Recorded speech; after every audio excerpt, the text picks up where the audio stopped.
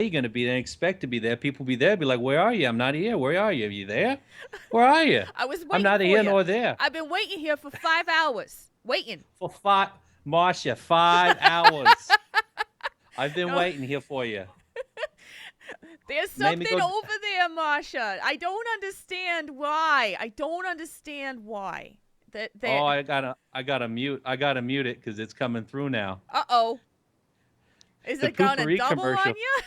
Yeah, a poopery commercial. You know that lady in the blue dress sitting on the can, talking about how she just like took a huge dump. Have you seen those commercials? Yeah, because Keen brought some of that home from somebody at work.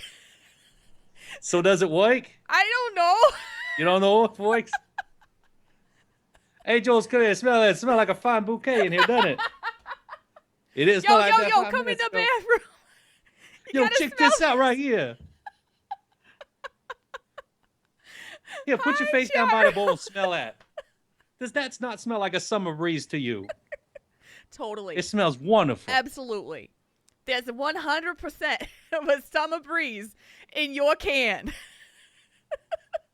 It's like tropic. It's like tropic. It's like a big old tropical environment It's like a in my freaking toilet bowl. sauna in here. What are you It's like a doing in this sauna in place? here.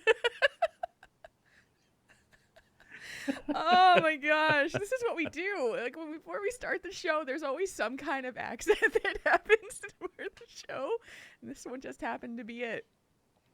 I don't know why. I mean, I think we're just because of the Hawaiian shirt. I think that's what it is. Well, not a lot of people online know about this, but this was my attire through high school every day. Really? Every day, yeah. Every day I wore a Hawaiian shirt, So rain was or there a shine. story behind it, or like you just Well, wanted to? well, my favorite bands back in high school, junior high and high school, were ska bands: Real Big Fish, Sure. Less Than Jake, the Aquabats, and Aaron Barrett. Everybody back then, they were all from Orange County, California, and so they wore Hawaiian shirts on tour and stuff like that. So that was some kids when they were in high school, they were goths. They wore the different styles. Me, it was just Hawaiian shirts every day. So I have about 20 to 25 of them still, and they're packed away in a closet somewhere.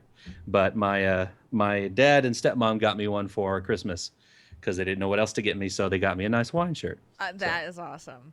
So my mom and dad are here. Papa and Mama Jules are here tonight, and they've oh been to yeah, oh Hawaii. yeah. Yeah, so they've been to Hawaii a couple times in their time, and they love it. I've been there a couple times, and my mom just said it in the chat room. Papa Jules has exactly the same shirt. I thought that looked familiar, Mom. I thought he had that one.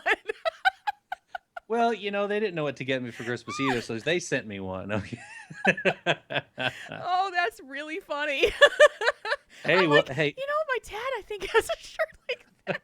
Because every time they've gone to Hawaii, of course, that's all you wear when you're in Hawaii. oh yeah. I mean, that's All the that they time. tell you that on the flight down. Yeah.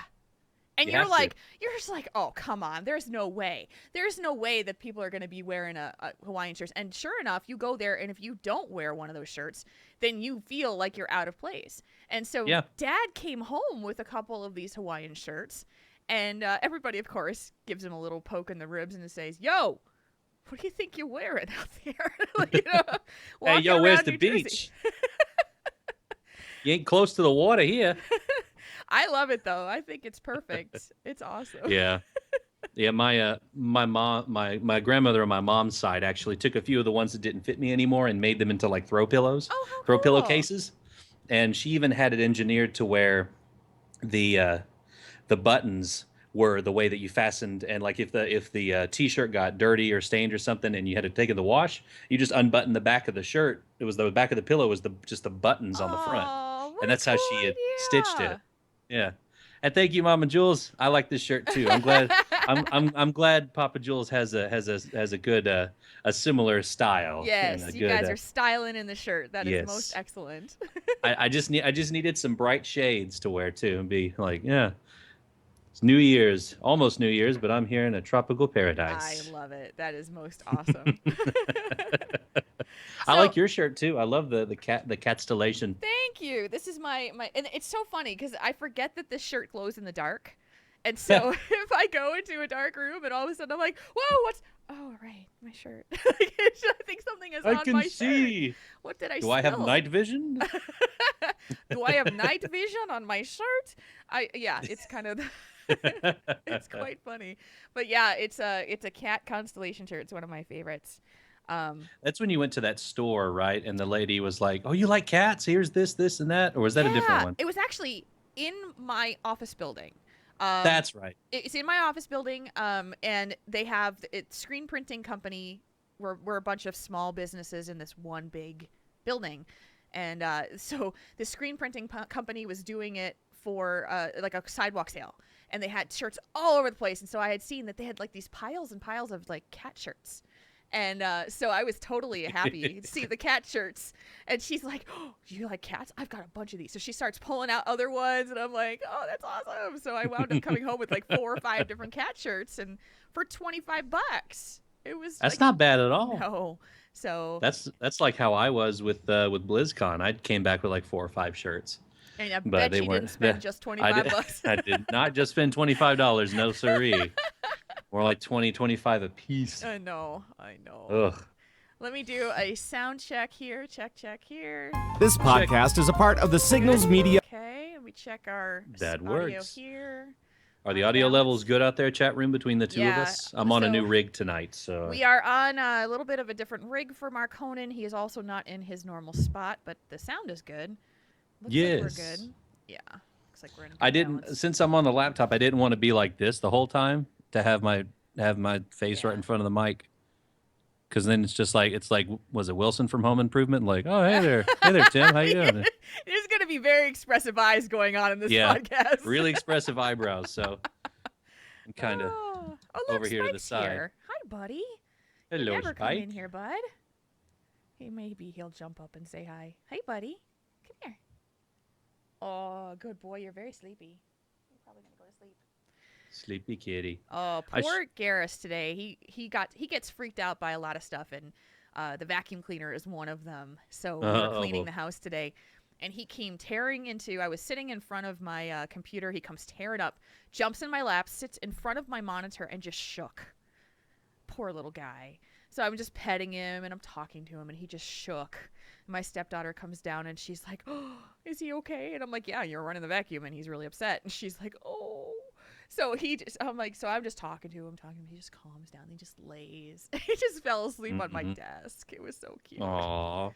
Poor little Yeah, we were doing we did a Christmas Eve dinner at the house, and my grandparents-in-law came in, and they were there, and we were all sitting in the front room, sitting down. And Pixie, she never gets to sit on my lap because whenever I'm at the computer desk, there's no real room to sit there, and so I'm just sitting there. And within 30 seconds, she's in my lap, like laying up with her paws by my face, just being pet. And she stayed there for 45 minutes while we're all, just like, "Oh, how's it going? Yeah, it's good to see you too." Just petting the cat. It's just her head's right here, just looking up at me and everything. And it was just so cute. So cute. Yeah. Our kids, man. They're awesome. All right, so we sound checked, and we sound good. And I think we're almost ready to roll. Anything else you need to do before we pop it in? Well, our new name is Crazy Cat People Think Tank today. Okay. We're always talking about crazy cat people. Crazy Cat People Think Tank is the thing. Is this your first showing? Yes, we are Crazy Cat We're People. both Crazy Cat People. Yep. Yes. We have the titles to prove it. We both do, actually. In the game. Julana, Yes. the Crazy Cat Lady, is me. All right. And I think chat I'm room. good to go. Are you guys ready? Are you guys ready for a show? We're excited. Ladies and gentlemen, Ladies and gentlemen, coming. welcome to the main event. I need that music too. Yeah, we need a jock jams. Get some jock jams out. Mark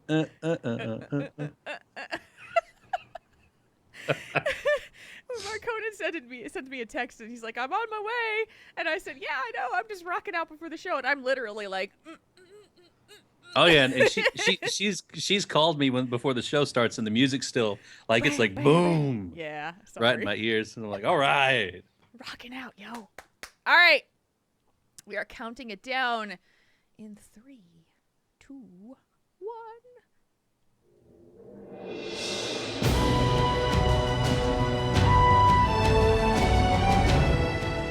You're You're listening to Tauren Think Tank, the World of Warcraft podcast for you, the World of Warcraft player.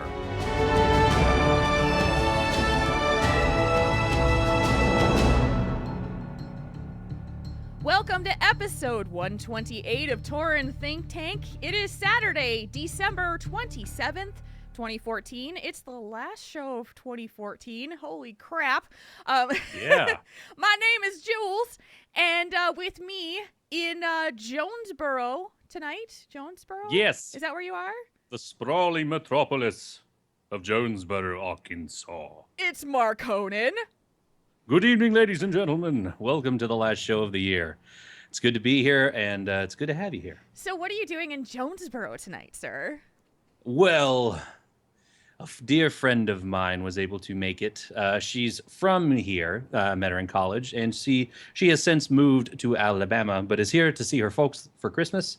And it's my dear friend Ray Ann, so she's here, and she's listening in live. Ray Ann, so- otherwise known as the host of Realm of Books. Mhm. Yeah, she's sitting right next to Marconin right now, listening Yep, live. She's just off camera. And So is giving everybody me smiles virtually and wave looks. to Ray Ann and thank her for allowing Marconin to use her space tonight to do the show. Yay. Mm-hmm. Yes.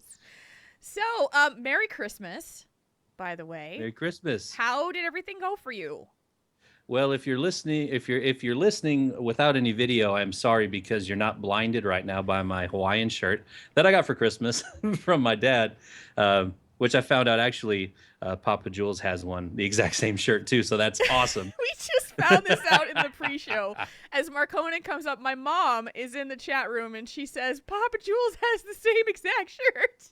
And I remember it. I've seen it. I was like, there's something interesting about this shirt, but I didn't know what it was. And then my mom said he's got that shirt.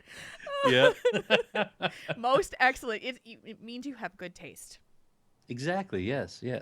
But I had the Christmas was good. It was kind of funny because my parents know me very well because both my parents, my mom and my dad, each got me a flux capacitor USB car charger from ThinkGeek. The little one that you plug in and it's got two little USB chargers and it flashes when it's charging. That's awesome. They each got me one and they didn't know that the other person got it. So it was kind of cool. It was very cool. They both know me very well. Yes. And big props to my wife because I am on my brand new gaming laptop, which is the new mobile podcast station, which I will be taking with me on the road next year. So, and she did the sneaky thing where she was like, "Oh, my brother really doesn't have the space for a desktop and really wants a gaming laptop. Which one would you get for him? Which one would you want?" I was like, "Oh, I'd do this and have this and that." So that's one you would get, right? Yeah, I get that. Yeah, whatever. And then she comes up, she has, all the presents, and then she goes back to the room and comes back. She's like, "Close your eyes," and plops this heavy box down. Oh.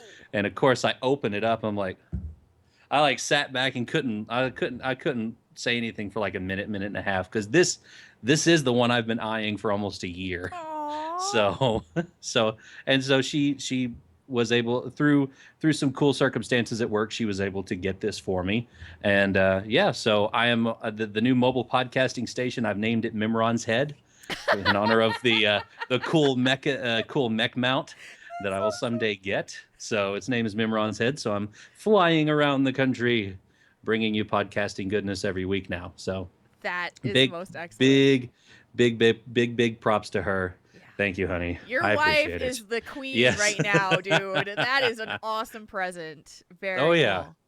Yeah. So that was the big doings for Christmas for me. So yeah. Nice. How was your day? Good. So Kane and we already had exchanged our gift, which was to get new phones. We were going to upgrade our iPhones, and an iPhone 6, and he got a 6 Plus, and we got those. I got mine in November, and he got his late November, because he had to wait and order them. So we really didn't exchange much, except, there was something under the tree from him, and I said, "I thought we weren't going to do anything," and he goes, "Well, I did." And so he got me this really super cool necklace that was made by April Ness, who is also known as Viking Lass on Twitter. She makes really cool different artwork and all these things, and she made this clockwork necklace, which was really cool. And I had Oh, been awesome. eyeing it, yeah. And so on her Etsy site, she was posting things, and I was like, oh, that's really neat. And so he wound up buying one for me. And so I honored the side of the agreement, which was I'm not getting you anything. Now I feel like I'm a complete heel. But well, I'm sure he doesn't mind. probably too much. Not too much. But actually, in our discussion topic tonight, we're going to actually talk about my actual holiday. And so I want to save that for that part. But I want to share a story with you. I was on Skype the other day with Mama and Papa Jules. And they've been coming to the chat room to hang out and watch the live stream for pretty much since Marconin has joined us and a little bit before. And they've really started to get into the show, which is amazing and awesome, and I love having them here. But now they have just enough information to be dangerous about World of Warcraft. And so my dad, I think we talked a little bit about Al's Tavern, my dad's idea about Al's Tavern. Where can we put this place? He said, where's the place where you could do like a go-go bar, honey? And so, of course, I say Goldshire. And so, so he has decided that he wants to put up Al's Tavern in Goldshire on every server, which is fine. And that, we talked about this, about how Mama Jules would be the tavern wench. So he says to me the other day on Skype, he goes, now, I got to ask you this. Like, you got people who are coming in and out of Al's Tavern, and they've been out there in battle, right? So their armor's all beat up, right? And I said, yeah. And he said, so, how do they take care of that? I mean, can we have some kind of a loaner program where, they come in and we just loan them out some armor and then they go back out on battle and they just come back and they can get back their armor after we clean it up for them? And I said, what are you, a pawn shop now? He's like, no, see, this would be a perfect business venture, I said, Dad, you would have no ability to stock the number of pieces of armor that people would need, because then you'd have to have gear that people would need to go raiding. And he's like, oh, we could get that. I know a guy.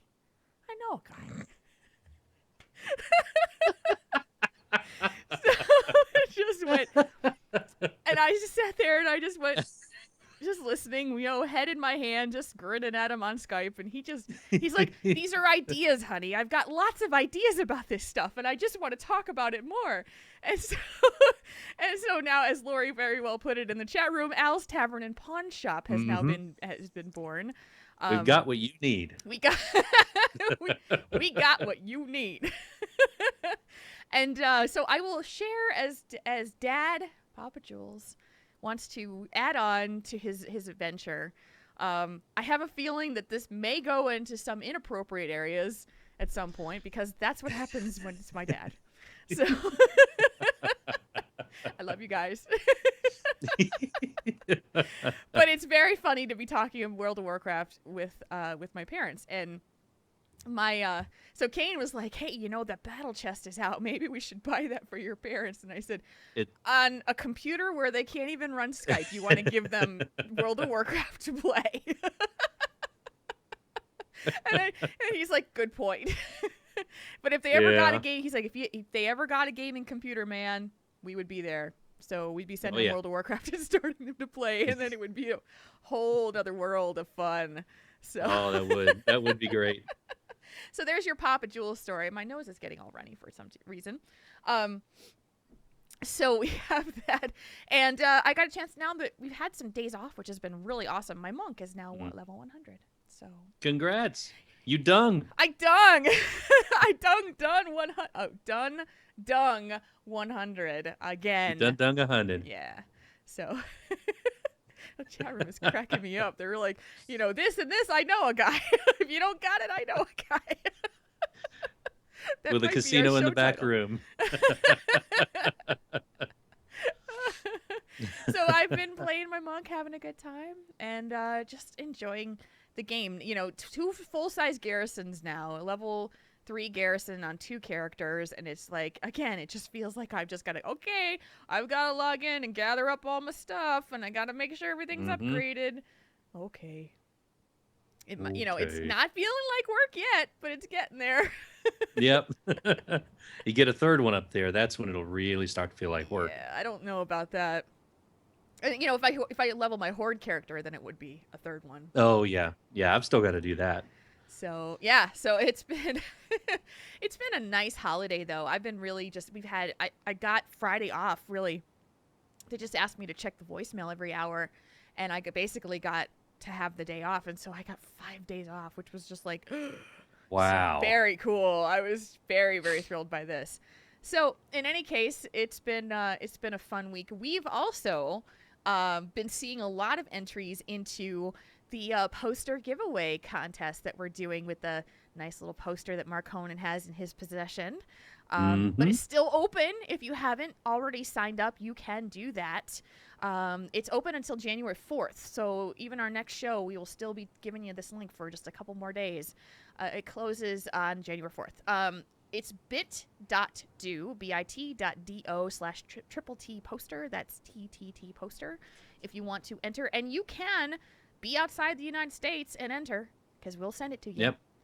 As long as you're on Earth and you can get mail. And you're not in Azeroth. We can send it to you. Yeah. Please don't give us your Azeroth, mail address. We won't find you. Yeah. Chief Vol'jin, we will need a forwarding address. Yeah. Someplace that you can have somebody take it. Can you talk to a guy and see if you can get a P.O. box? Yeah, get a P.O. box, and we got you. We got you covered. So it's very cool to see all the people who have entered to win this. Thank you guys so much. And also, I'm really excited to see how many people have already signed up for the Triple T Pen Pal program. And we're still taking signups for this, again, until the 4th of January. So if you want to find somebody to talk to, a new WoW friend, potentially, we can help you out with that. You can do that by going to bit.do/penpal. And I'm really excited. We've got a lot of people who have signed up already, and we still have time, so then we can help you find a buddy system in WoW. I'm excited by this. Yeah, I am too. You get somebody to run arenas with, do PvP or PvE or, whatever you want to do. Guilding. Start some new alts. Sure, why not? And there's an option for you to exchange battle tags if you want to. It's totally optional. You don't have to. But if you wanted to, be able to talk in game right away, that's cool. And if not, not a problem. So, yeah, so that's the news for the week and what's been going on here with us. And we got a discussion topic to hit on this week. I'm a little nervous about this one. Wait, here the bumper comes. Let's kick around some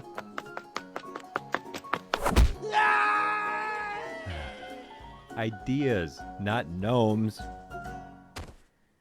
Okay, so this one doesn't have much to do with World of Warcraft, but I think that this has a lot of significance to people who are in the audience who listen to this show, so this comes actually from my own experience. I am going to be kind of putting myself out here on some stuff that's been going on that I haven't talked about before, with my family, my in-law side of the family, and this has full permission of Kane. He actually encouraged me to do this.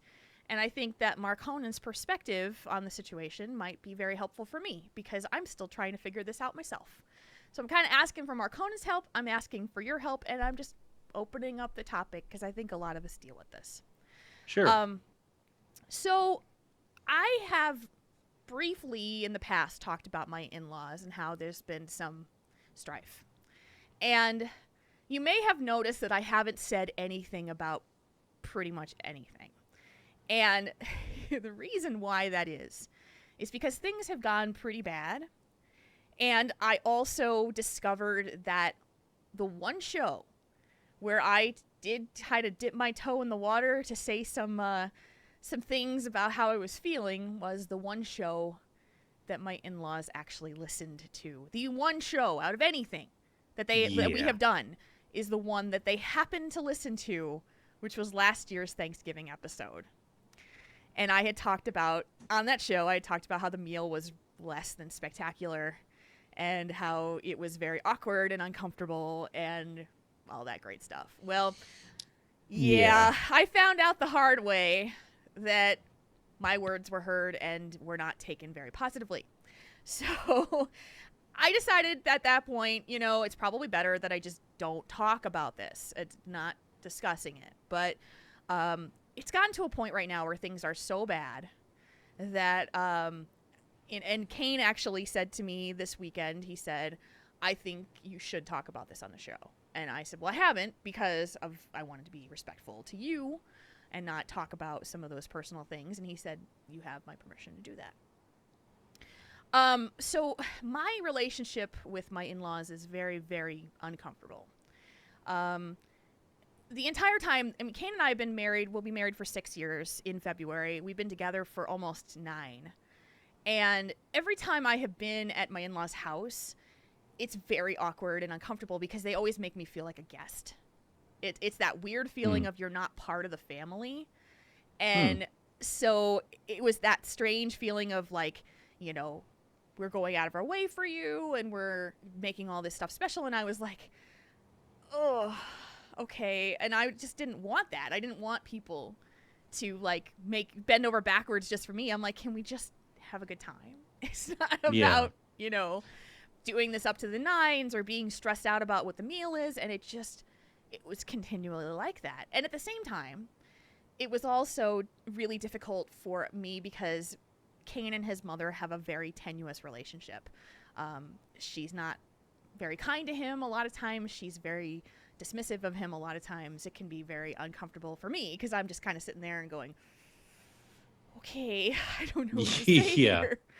And so pack that on for about, 6 years, 7 years of time. And so I decided that, as time went by, it would be harder and harder for me to feel comfortable going to their home. We don't have a lot in common, so there's not a lot of things to talk about after the first 20 minutes. And it's like, okay, and we're here for 4 hours. What are we going to do? A couple years ago, during our obligatory Christmas Eve celebration, we had spent the day at their home, and we were talking, and we were talking to each other. We had a meal, and then we had gotten my stepdaughter a laptop for her for Christmas, and she was watching a movie on it. And Kane and I were sitting on the sofa next to each other, and we were playing video, like a game on my phone together. He was watching me play, and we were talking, and so his mother got really mad at us and said, "Can't you just talk to each other and get off your devices and talk to each other?" Now, we had been doing this for 5 hours prior. And you'd already been talking for that long? Oh, yeah. I mean, we'd been making small talk, very, very uncomfortable small talk. And yeah, it was very uncomfortable. And so it got into a screaming match over the fact that she was pissed at us that we were taking a break. I mean, my stepdaughter is happily enjoying her new laptop. We were just sitting there quietly interacting with each other, and just kind of spending time together. And it was just really, it was horrible. We actually walked out of there, and everybody just walked out. It was horrible. It was Christmas Eve. And so it hasn't gotten any better since. And we've tried to sit down and talk with them and have these discussions. And it just seems to go back to the same tension because my father-in-law just wants everything to be okay. He just wants everybody to get along. Let's not fix the problems. Let's not get through them. It's that we're just going to pretend that we all get along.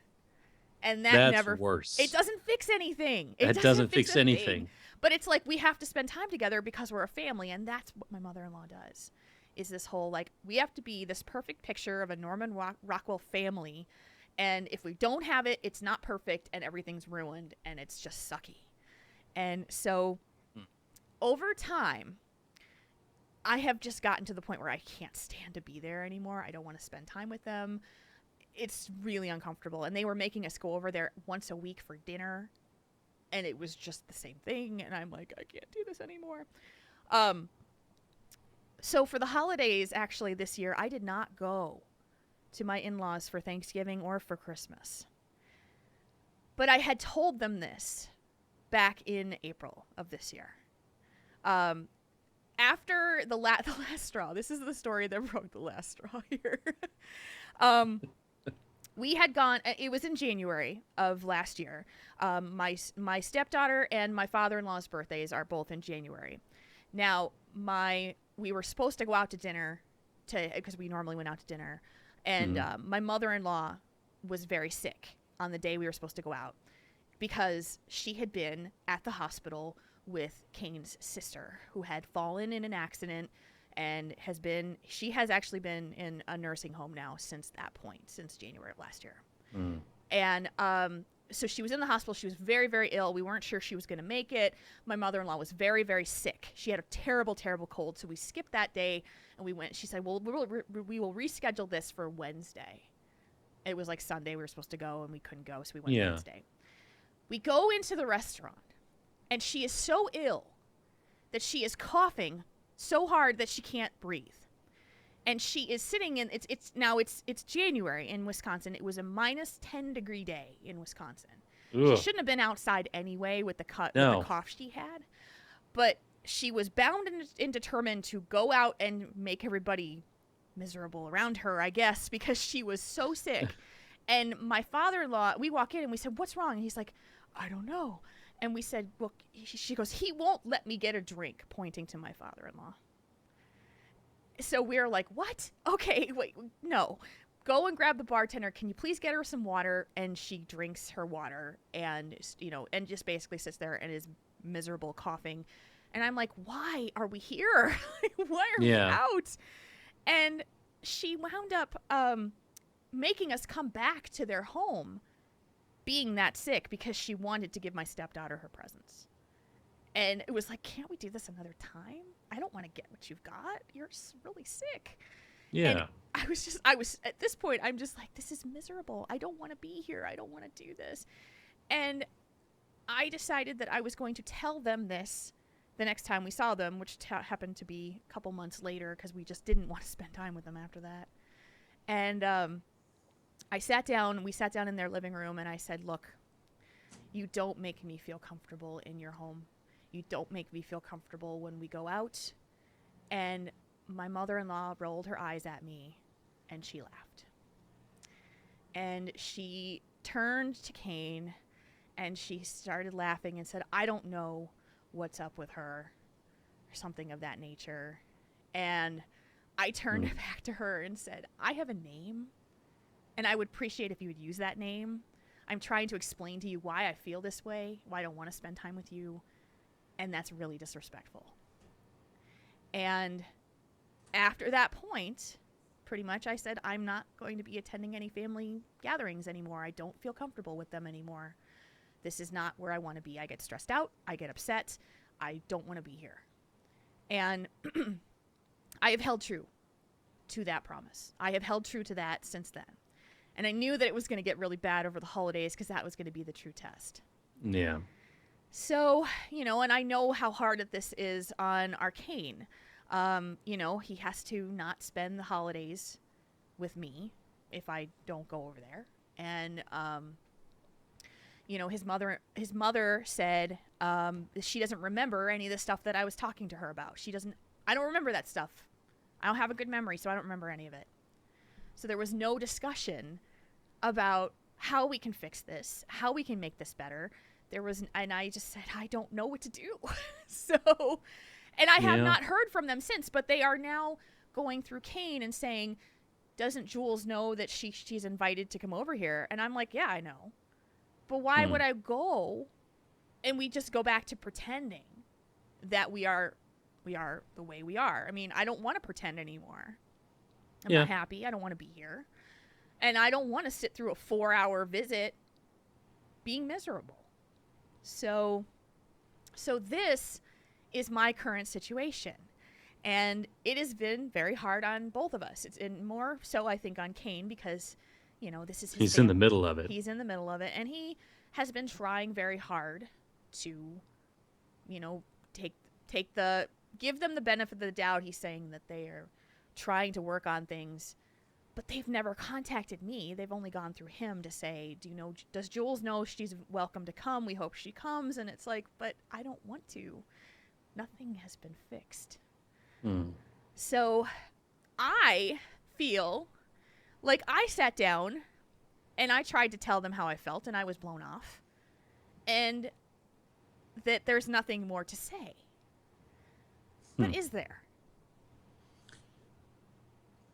Well, there is always more that you can say. I think that, like, her reaction, like, I know you said that she's told Kane that she doesn't remember what happened that day. Yeah. And she may very well not. It just may be, she didn't bother to remember it. And like you said, his dad he just wants peace. He just, I don't like having drama. And in fact, I talked to my mom today and about some drama between her and my sister. Yeah. And I said, if it takes me sitting you two down, because my sister lives with my mom and my nephew stays there too. So there's a lot going on there. It's a bag of cats. But and I said, if I have to come and sit down between you two and arbitrate this entire exchange, then I will, because I want to hear both the sides of the story, and I want to be able to tell person A that person B is feeling, and be there to kind of not have it divulge into a shouting match. Excuse me. So that's what I would like to do for you guys, but I don't live close by. No. And that's, you know. And it's a very uncomfortable thing, because I sit here and say, I was the one who said to you, I am not comfortable in this situation, and I feel like I've been blown off. I feel like I was dismissed, and so therefore I said, I'm not going to be coming here anymore. And the only contact about it that I have ever had with them has been through Kane, and he is the only person that they talk to him and tell him, we want to fix this, we want to, or they say these things, but they haven't contacted me to say them. And and they're upset about the things that they heard me say, which at that discussion, in the April discussion, they told me that they had heard this back in November. So this is, from November to April, they were holding on to this, and they told me. And I said, you know what? I said those things, and I apologize. That was not the right thing for me to do. And I said some things that were very unflattering, and I apologize for that. And I took ownership of what I had done and said, you're right. I'm very sorry to have hurt you. And, I took the blame for what I had done. But I'm looking for that in return, and I'm not getting it. And that's where I am stuck. It's like, if they can't see how I feel, and I've been laughed at. Yeah, that was not the appropriate response for your mother-in-law to do. No, and she did it because she doesn't know how to handle her emotions. She's just not that way. And she rolls her eyes and she deflects that way because that's what she does. It doesn't make me feel any good about it, but it's just how she does things. And so it's, and Kane just said in the chat room, they've told him that they'd like to make amends, but they're going through him to tell them. They're not coming to me to tell me. And they're saying it's out of respect for me. And I'm just like, if you really wanted a relationship, you could try. But I'm in this really tough position here. Well, this may be one of the times where you may have to bite the bullet and approach them, because, if it may not be in their line of thinking to say, well, she doesn't, because like he said, they want to respect the fact that you don't want to have contact with them, so they're doing that and going through Kane, and so they don't know that you want them to come talk to you directly. True. So this may be one of the times where you have to say, well, son of a, and just, bite down and talk to them and say, hey, I know you guys want to talk to me. Do you want to meet somewhere, like not at her house, not at your house, somewhere semi-public where you can have a discussion and not have it divulge into shouting matches, or else someone kicks you out of that place? That's a good way to keep from a yelling match from starting, is being out in public, because you don't want to be embarrassed, and have the maitre d' come over and kick you out or whatever it is, So, this may be one of the times where you have to tell them, hey, Kane told me you wanted to talk. Do you guys want to meet somewhere and we can just work this out, And I don't know either of them, so I can't really speak for how they think or anything. Kane would be a better judge of that, but I don't know if they would be accepting to that kind of offer or not. Well, I believe that they probably would. I think that the problem lies with me in that respect, because I am finding it very difficult to want to. I mean, the only reason that I would ever do this is out of love for my husband. And Because, that's the anchor. That's yeah. the anchor that both you and his parents have to come to, is like all three of you love him, and you don't have to be best friends with your in-laws, but for the sake of family and for the sake of getting along, at least you can at least be passably fine with each other, and um Yeah, it it's just hard for me because it's yeah. I guess I have a different perception of what family is. Hmm. And a lot of people have the feeling like family is family and that's the end of the deal. It's family is family. Once you become family, either by blood or by marriage, you're family. And Hmm. you just deal with that part of it. And I think you kind of come from that camp. And I kind of come from the camp of family is who you choose to be your family. And if somebody is not, like, I just have a real problem with people who have little respect for or understanding for who I am. And I don't walk around and say, you have to understand me and respect my character or I will Hmm. shun you from my world. But when I feel like I'm actively being disrespected, then I don't want to have anything to do with it. Yeah. Well, do they know the part about you feeling like you weren't part of the family in the beginning? Do they know that, Yeah. or in that? Okay, Yeah, I they mean, may not. because They I may not told her remember it. that in the beginning. I said, you don't have to make this such a big deal.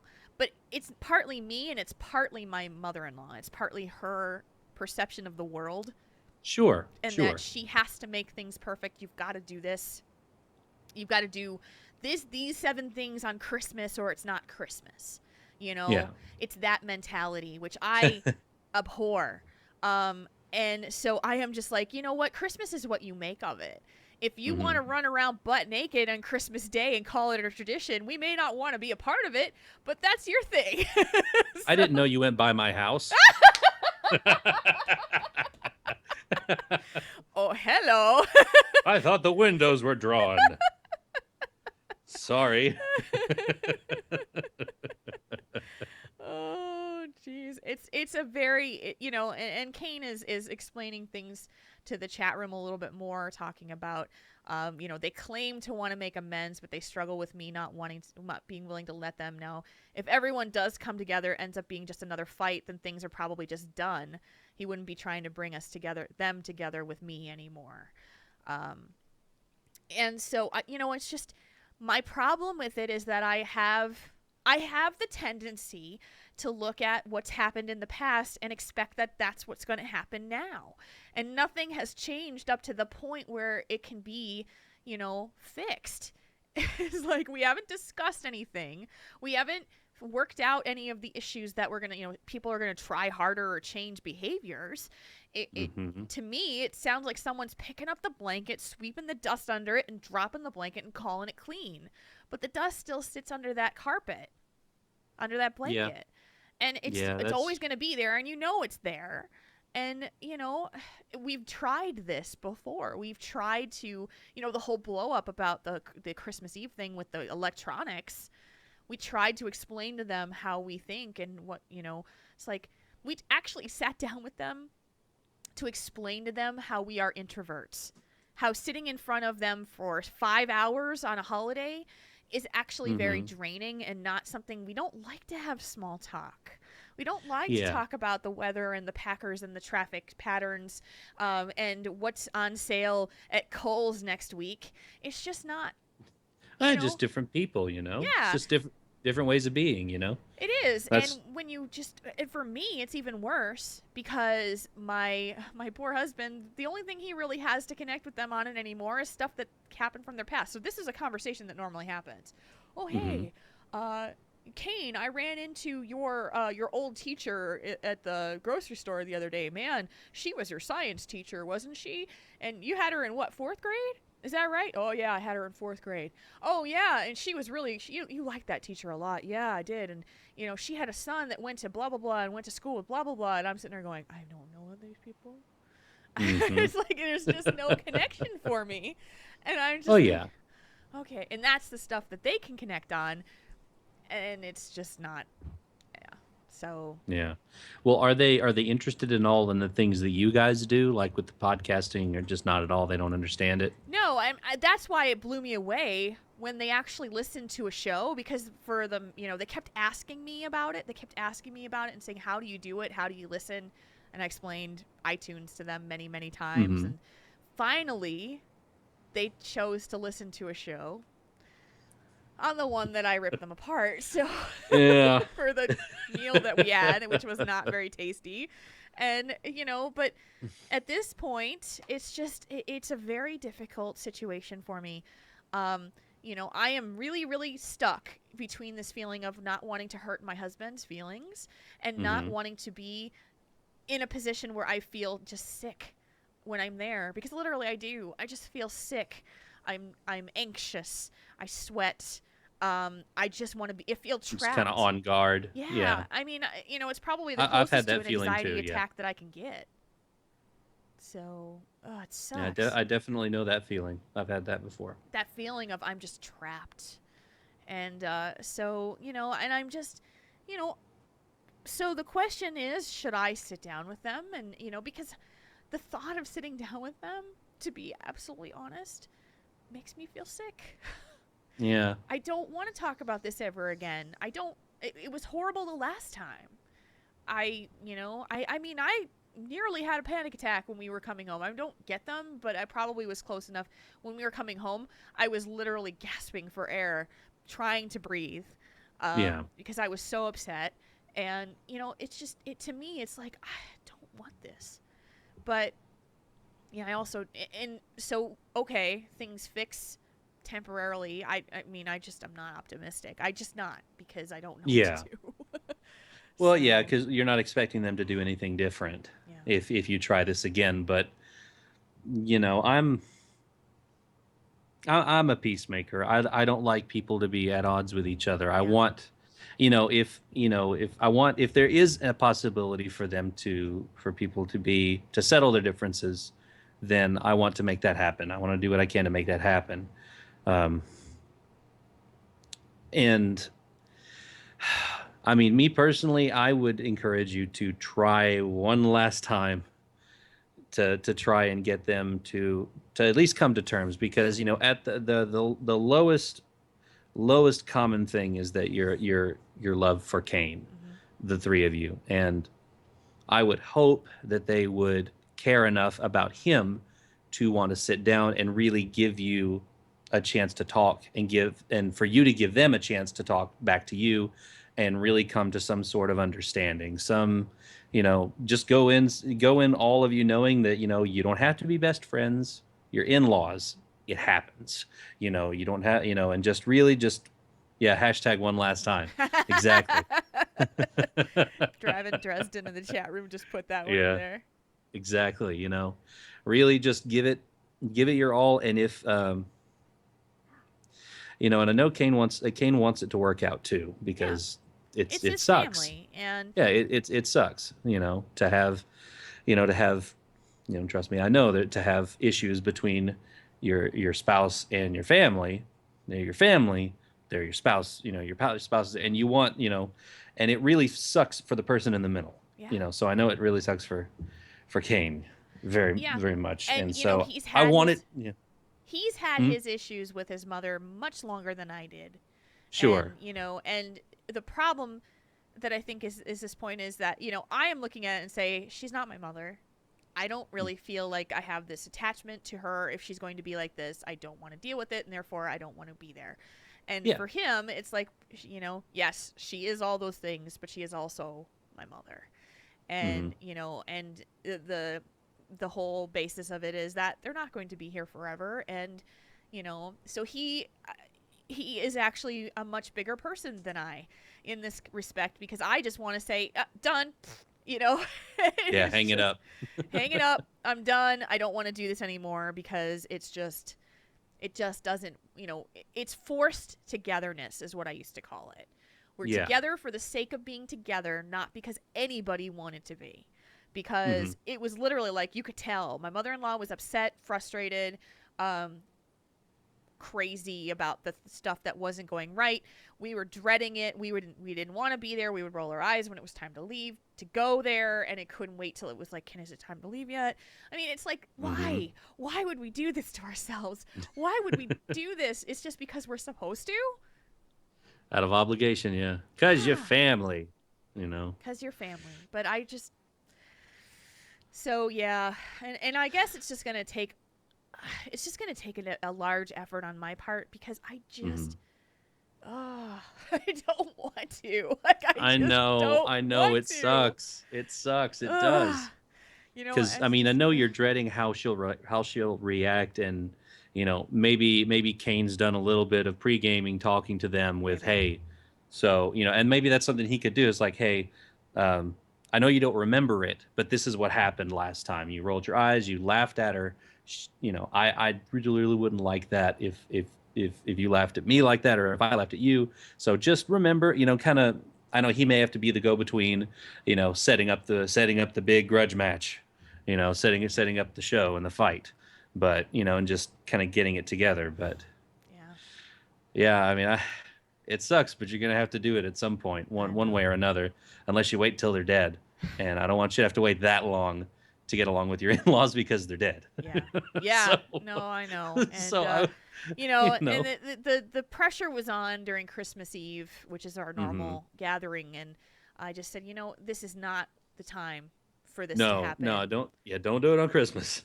And if I did go, then I would have been miserable. They would have been uncomfortable. It would have been why. And so I was like, I'm staying home because nothing is going to fix on Christmas Eve. We don't want to do this on Christmas Eve. So, forget it.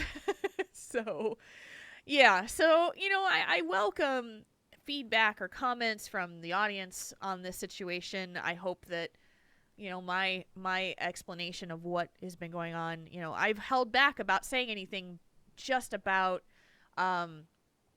respect for my husband, who did not want me to be bringing this up. And of course, I didn't want to cause any more drama than I had already started, by talking about it on the show. But Kane actually said to me as we were discussing this before Christmas, I really think you should bring this up on the show and you should talk to Mark Honan about it in the audience. And so I would be happy to. I've been wanting to for months, but I didn't. So, and that's why. It's not because I didn't want to. It was because I was trying to keep the peace. So yeah. Well, and there's nothing wrong with trying to keep the peace, but it's just the same thing as if you went over there and just tried to do it a business as usual. You just swept your feelings underneath the rug and put the rug on top, so it's still there. Yeah. Because it still bugs you. So, and I am in the one of same those people, way. I am not good at doing that. I am not, when I was very unhappy about going over there, I would literally not say a word the entire time. I would just stare at the floor, or stare at, not say anything to anybody, which is just miserable. Nobody wants to live like that. No. So, it's like, why? So, and that's not me. It's not who I am. So, but that's our discussion topic of the night. Sometimes the people who give advice need advice for themselves. So, because it's really hard when you're right in the face of it to make decisions. Sometimes it's very hard. Oh yeah, it's almost impossible. So if anybody out there, you've had a knockdown, drag out brawl with your in-laws or family members, and you've got some tips or pointers for Jules, let us know. Help us. Questions at taurenThinkTank.com, right, Jules? That's one of the good ways to get us. That is. Questions at taurenThinkTank.com is the perfect place. Chief Fulton in the chat room just said, and this will be the second episode Mama and Papa Kane actually listened to. Well, this, maybe if they do, it might help because they know that you're apprehensive about what, but you love Kane, so you want it to work out. So maybe they'll pull that from it. I know I'm just being the optimist about it, but you are, because most of the time it's just they just hear what they want to hear, and it's not pretty. So, but it is what it is. I'm grateful that my spouse doesn't have to deal with this with my own family, because you don't want this. So. Anyway, we're going to move on, and we're going to talk a little bit about our friends at Doghouse Systems. If I can find where my lovely thing is. There it is. Doghouse Systems sponsors this show, and we thank them for it. They make the best gaming PCs on the planet. Look at this Marconin doing little whole hula with this music. It's kind of appropriate for that. It kind of fits. It kind of fits. Well, you know, you can get a doghouse and you can play some of that amazing hula music at the top of your speaker level, and it wouldn't cause any problems because Nope. that's like a powerful system to play Hawaiian music. I don't know, I'm stretching. I'm stretching. Yeah, get a tiki torch background wallpaper. There you go. It's a very it's a great product not only for gamers to get an awesome system, but it's also great service for you if you're a WoW player, which you gotta be if you're listening to the show, or you know somebody who is. They're gonna install World of Warcraft for you on the system, so you gotta basically plug it in, set it all up, get your monitor hooked in, and you are playing WoW. It's just that kind of service level. If you got questions, problems, you call them. They're there to help you, send you parts, take care of things, answer your questions right there. And you talk to a person, even better. So, A real human being. like a real human peoples, and they're really nice Live. peoples. And they're down in Texas. If you're, located near Texas, that's where they're at too. So Thank you Texans for calling are- Doghouse Systems. How can we help you with your PC problems? Texans are nice people. And Oh, they are. you guys can get a special deal if you do order a Doghouse system through the show. You go to doghousesystems.com and enter the code TTT at checkout to get double the memory on your brand new gaming system. That's it. That's all I got to do. Yeah. Easy. Easy. So we thank them for being a sponsor of the show. We thank you guys for supporting them. And there we go. All right. So we are going to go into the think tank. And this is a continuation from last week's think tank. Part 2. Part 2. Tauren between options? Let Triple T help you sort it out.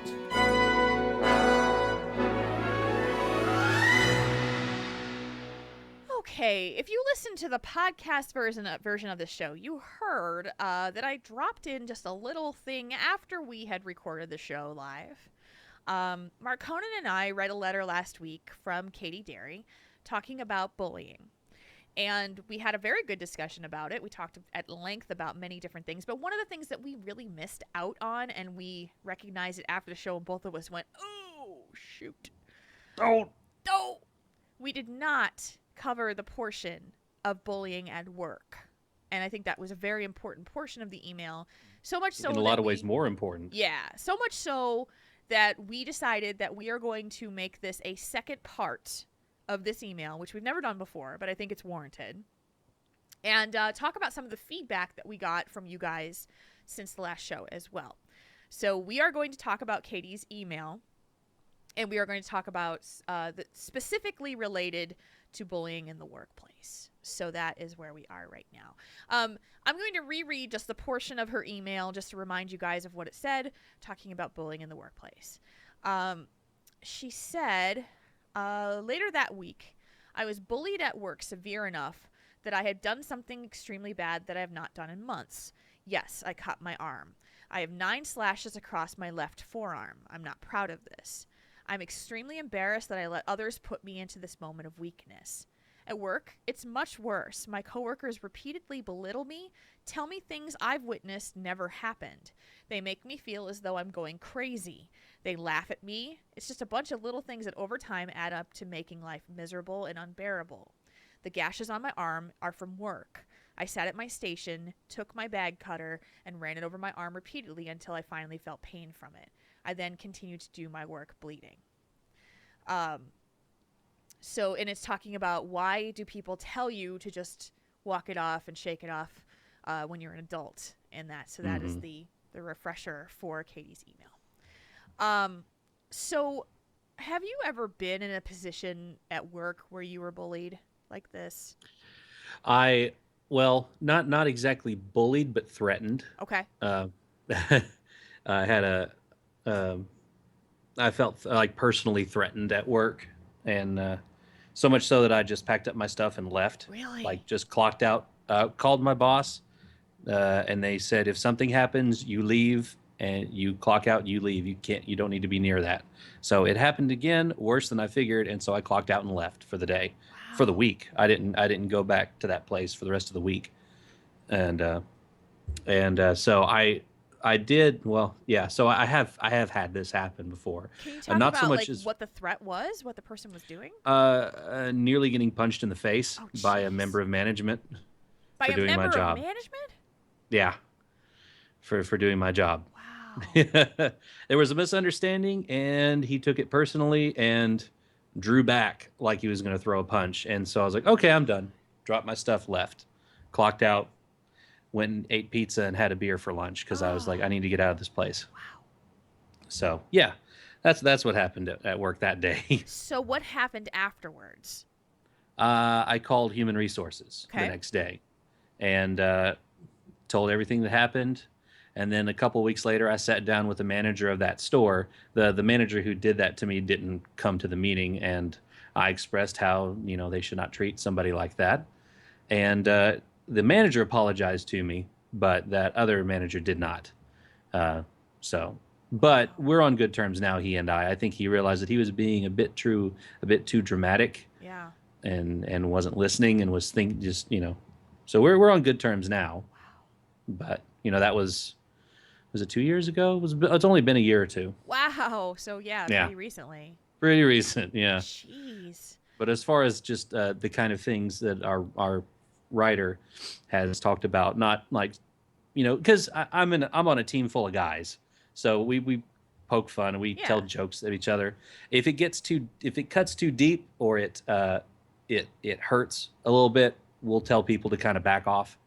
Like, hey man, that was too much. Yeah. Like a guy was talking about my mom one day, and it wasn't like, your mom wears combat boots. Your mom goes to college. It wasn't anything like that. Yeah. It was like something big. I was like, dude, that's too far. And he was like, all right, man, I'm sorry, Yeah. because he just got kind of carried away. But nothing as far as what our writer has said. What about you? Have you had stuff like this happen at work? My very first job out of college, I moved from Pennsylvania to the Chicago area. And my very first job, I was working as kind of an administrative marketing assistant for a life insurance company right outside of the O'Hare Airport. And the manager that we had, she was like an abusive mother. She was an older lady, and she had a team of, I think there were 5 of us that were on this team. And she literally would scream at our faces. She would get in your face and scream at you. She was horrible, and she would tell you that you were worthless, that you'll never amount to anything, you're never going to get anywhere. And then on Christmas, she'd buy us like extravagant gifts for Christmas. It was really, really weird. And Negative reinforcement. oh, Instead absolutely. of positive She would reinforcement, spend it's negative tons. reinforcement. Oh, it was terrible. Like, I was afraid of her. I was what, 19 years old, and so Oh I just man. decided at that point I was just gonna, sorry, I was like 21, 22, after college, and I just decided I was gonna get another job, and I wound up going to another company, which turned out to be much, much better, and I wished I could have stayed there, but we decided to move to Wisconsin. So, but it was horrible because what would happen is like we would talk, amongst ourselves. We would talk just to try to alleviate some of the that one of us got screamed at, so we would talk to them and just pat them on the back and give them a hug and make them feel better. And she would walk in and spy on us behind the wall, and then she'd come around the corner laughing like, I heard everything that you just said about me. Like, it was that kind of a relationship. So yeah, My goodness. and this was your manager, right? So you're just like, you just felt horrible, and so I just wound up leaving because it was such a hostile work environment. A lot of people don't have that luxury. They don't have the luxury of just saying, I'm going to go find a new job right away. It just, it may not be the timing, or there might not be an opening, and so you have a situation where you might be stuck for a while. And for Katie, she's in a position right now where she's being told by people, she's got it sounds like a group of people who just have this thing against her and want to gang up and cause issue and cause some stress on her. Now, if you're in a position where you're stuck like this, where you can't go anywhere, you just don't have another option at this point, hopefully the job that you're in, if they're worth their salt, your human resources department needs to be involved. If you are Absolutely. with a company that has any kind of employee handbook, you need to consult that immediately and read the policy about employee harassment. Mm-hmm. Now, I work currently at a startup company, so we don't have an employee handbook. Yeah. We don't have all those official rules. We laugh because, we laugh at some of the things we talk about in the office because, God forbid, there was an HR department. We would be in so much trouble, kind of thing. Normally, it's not me that's doing it, but I'm usually, there because it's a 3-person office and we're just sitting in there. But if this company has an organization where there is an HR department, you need to be working with it. Now, Yeah. we have a letter here from one of our listeners talking about this something similar to this in the armed forces. And so I'm going to read this right now. He said, "This is Kerosene Kid from both AIE and CTR. Yes, I play on both sides. And from yourwowmoney.com. I have heard show 127 via Stitcher Radio. You guys do a great job on Triple T. Now to why I sent this email. I was bullied in high school as well as a few other kids in school. So I do feel for the person that cut herself. I guess I was lucky enough to be in the U.S. Navy, but when I thought it was over after about a year and a half of enlistment, I was wrong. The bullying did pause, but it did pick back up. That is when I put my foot down and told my supervisor at the time what was going on. That person got yelled at. Then the bully came back at me with a push broom handle. After I reported that too, the bully, backed off. Now the both bullies at school and Navy training taught me to be strong and not let anyone take my power. I am friends with the high school bullies of Facebook now, but even then I don't talk to them much. Some people just don't grow up. I have sent this message to show that there are many ways to gain strength. This is just one way, but there are other ways as well. I'm sure of it. Thanks and keep up the great work from Kerosene Kid." Yeah. So, obviously he went in and said to his supervisor, knock it off. You also, Katie, have that opportunity, I would hope. You didn't mention anything in your email. Hopefully you have a good supervisor or manager that you can go to. But this is serious. Like, you need to tell them this is bothering you. It's affecting you on your job. If you don't feel comfortable talking about the cutting with your manager, I understand that. That's when you're talking to your therapist about. Mm-hmm. But you do need to talk about the things that are affecting your environment. It is causing a hostile work environment to be treated like this, and it's not fun. And it's not, you've been in a job where you just feel sick going to work every day. Man, that is not what you want to do. Yeah. Exactly. I mean, even a lot of companies will have like someone said something about a ladder in the chat room earlier. If this person doesn't help you, go to the person above him. Go to the person he reports to. If he doesn't do anything, go to the next person. Yeah. I mean, heck, if you have to go to the owner of the company and knock on his door and say, "Look, someone is being a jerk to me, and these things are actually happening. Here's my description of what's going on." Write down what they're doing and saying, because having that sheet of paper in your hand helps. Yeah. That's what I did. I wrote down the entire timeline of what happened to me on that incident at work, so I had it to hand the manager and send it to human resources as well, because there's no company that wants to keep making money that wants their employees to be harassed to the point at which they start. It's not good press. It's not good. It doesn't help them at all to have a hostile work environment. And so they don't. If they care about making profit, which they should, then they should care about their employees enough to where they're not feeling abused or bullied. Because they're there to get a job done. They're not there to belittle other people. Yeah, and so the problem with the workplace is that you can't always choose who you get to work with. And you can't always choose to work with people who are like you or understand you. So you need to document all the times where it's happened, and you need to document it in detail. And you need to be very, very concise when you talk to a manager or a member of HR and to say, these are the things that have happened, this is what was said, this is what had happened, and be very, very specific about that kind of thing. It is most important to do that. I just thought of another time. I guess I didn't even remember this one until now.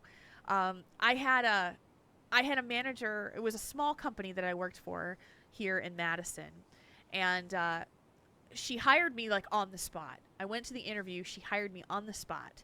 And so Hmm. it was this, small office, maybe about 15, 20 people.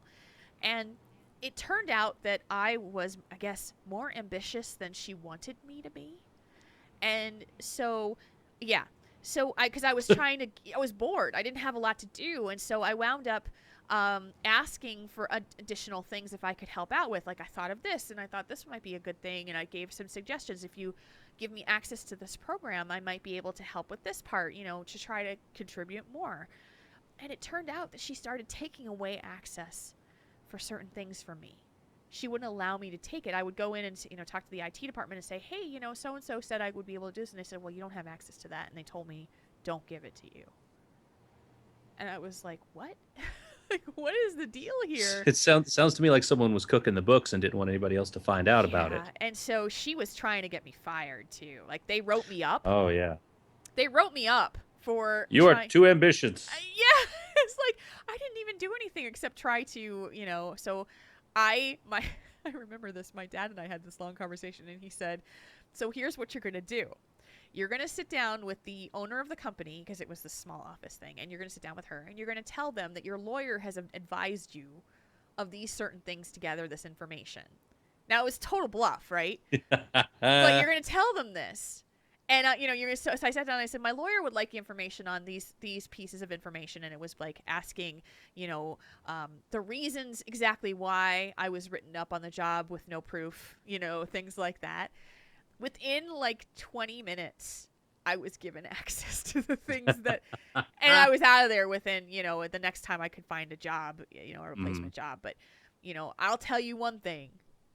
These places do not want to get sued. So no, they don't. It was not maybe the most savory thing to do in the world, but it helped to snap them back into attention. And so that's how I stood up to my bully at workplace, was to say, you know what, I'm going to fight back. So yeah, you can't push me down. Yeah. And I think that's the thing that our writer should take to heart when she goes back to work with this after she listens, is that you can't let those. I mean, it's hard not listening to the bullies, and especially if they're harassing you and making you, telling you all these conflicting things. It's just do your best to ignore them at first, and then get to your manager, like she said, your employee handbook, or look online. If it's a big corporation or something, there's probably resources out, Yeah. Google will help. And really try and see where you need to go within the company to get your problems addressed and hopefully fixed. So that's the biggest takeaway I can think of is talk to human resources, talk to your boss or your supervisor, keep going up the ladder until somebody listens. Yeah. Because eventually someone's going to be so high up on the chain that they will listen to you, because it's very rare that someone on the line level or wherever you are in the company comes to them. Right. So they'll take notice. It's not just another board meeting, Yeah, and that's where you have to keep pushing for it. I'm curious about the piece in here about things that I've witnessed. They tell me things that I've witnessed never happened. Is it the kind of thing where, you've reported something and then you've been negated by your coworkers to say, oh, no, that's not how it went. It actually went this way. Yeah. In those cases, if you're feeling like these people are trying to sabotage you, then you need to make sure that as much of your work is documented as possible via emails, or if there's a way to record conversations or something of that nature, to say, here is the actual conversation that was had, and this is the email trail that I had responding to this. I mean, these are the things that you could be able to do. If you're on the phones at work and you're in a call center environment or something where you're taking inbound calls, a lot of places allow or do call monitoring there, and you can ask for recorded calls. These are things as an employee that you have the right to. Yeah, So, and at my work, sometimes when we go to stores, they don't like the work that we do, even though corporate says, "Hey, it's got to be this way," and they'll fight us. But we're getting paid to do the job, so we do the job, and we take pictures as proof of what we did. If there's a project you're working on and you finish it, document it. Make sure it's done. Or if something isn't done the right way, write it down. Say, if something's wrong, write it down so that if someone says, well, you didn't remember that, right? No, I've got proof. I wrote this that day at that time, date and time it. Email it to yourself in the company so it's time stamped within the records. Yeah. Do anything you can to get the documentation Yeah, absolutely. so that you've got proof that you can, whenever somebody's like, well, she didn't remember it like that. Well, actually I do. Here's my proof. Yeah. Where's their proof? Yeah. They don't have any. Rayanne in the chat room also suggested the Better Business Bureau. At some Mhm. point, if there is no action being taken, then reporting a company to the Better Business Bureau will push some of those investigations through. They can't ignore that kind of thing. If it is a hostile work environment type of situation, then they will be asked to answer for it. Yeah. It's really. But try. Go ahead. Sorry, I was just going to say, but try the official means within your company first. Absolutely. Don't run to the Better Business Bureau right off the bat, because the company wants you to talk to them. Yeah. Somebody in the company, it wants you to talk to them about it. It's just finding that person that can sometimes be hard. Yeah, yeah, and and the part of it too is getting past the fear of doing it. You hear about people who are afraid of retaliation. Afraid that once the information is shared with a manager, and if the manager doesn't handle it perfectly, then that person who is being reprimanded, there's fear of retaliation. But the thing is that you have to document every time. You have to document what happens. You have to tell them, this is when I spoke to my manager. After I spoke to my manager, this happened and this happened. And you just need to document it. It gives you some power back too. To be able to say, I'm taking control of this situation, and I'm saying I'm not going to allow this to hurt me anymore. Yeah, just like Kerosene Kid said, he had the bully came back to him once. He didn't come back to him twice. Yeah. So I mean, sometimes it takes people a couple times to learn their lesson and to back off. Yeah. So it may not be perfect the first time. It rarely is, but stay strong and keep at it. Keep recording everything that you can, and talking to whoever it takes in your company to listen, because somebody out there is going to listen.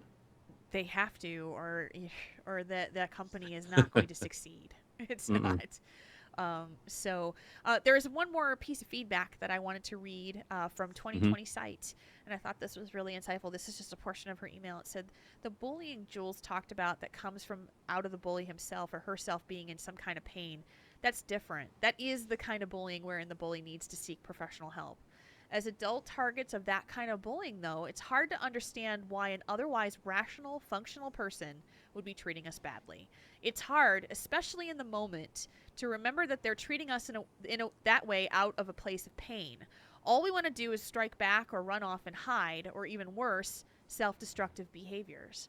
I completely agree with Jules and Mark Honan that the best response is to take your power back. If people at work are being bullies, call them out. Ask them to stop. If they don't, go above their heads. Harassment is inappropriate in any workplace. And the internet bullies, if it's a forum where you can report them, do it. Don't let cyberbullying and WoW slide, even if you're not the target. Call people out on their behavior.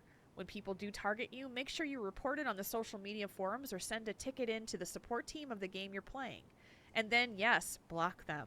Engaging with people who don't recognize you're a human with feelings beyond calling them on their behavior is ultimately akin to flogging a dead horse. It's not going to go anywhere. From 2020 Site. And I totally agree with it.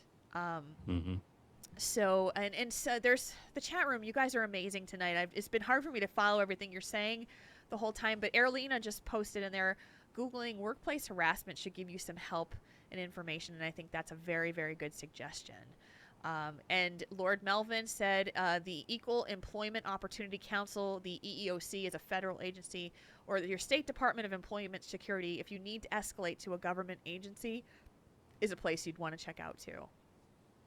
So, and then when you start involving acronyms, that's when the companies start taking notice. Yeah. Oh no, the EEOC is here. Yeah, or I mean, something like that. I was unfortunately, I was kind of reverse bullied, I guess, in a way, when I was a manager, when I was a supervisor in the last big company that I worked for. I didn't hire a woman because she was not qualified for the position. She just wasn't.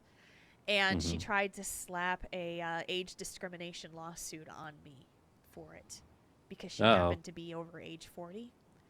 And so, they launch, of course, this full investigation. Oh, wow. It's like this whole thing about, that I didn't hire her because I discriminated against her age. And I said, it was like the most ridiculous thing that I've ever heard. I was like, I didn't care about her age. She just wasn't the right fit for this job because she's like a drama queen. She was not the right fit. And so she didn't like that. She didn't like me. So she wound up trying to do that. And she lost. They didn't go anywhere because there was no proof that I was discriminating against her age, but that's what she tried to do because she was pissed I didn't hire her. And these things happen and it's horrible. I mean, that's a horrible feeling to think that someone believes that I was discriminating against them because their age was like the last thing on my mind. It was like, no, I just didn't think you were the right fit, and I just didn't want you to be in this job because I don't think you would have worked out.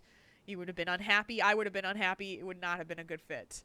So it's bad. And I think about the bullying in the workplace thing, and if I'm forced in a position like that, I have done this before, where I've just turned to someone and I've looked at them dead in the eye and I've said, "Why do you do this? Why? Why are you doing this? What are you getting out of this? Why are you talking to me this way?" And if you can question somebody when they're, usually their answer is, "Well, I don't know, I just do," or, whatever, shut up. It's like, no, seriously, give me an answer. I really would like to know. Well, I don't like you. Well, that's great. You don't have to like me. I didn't ask you to. Yeah.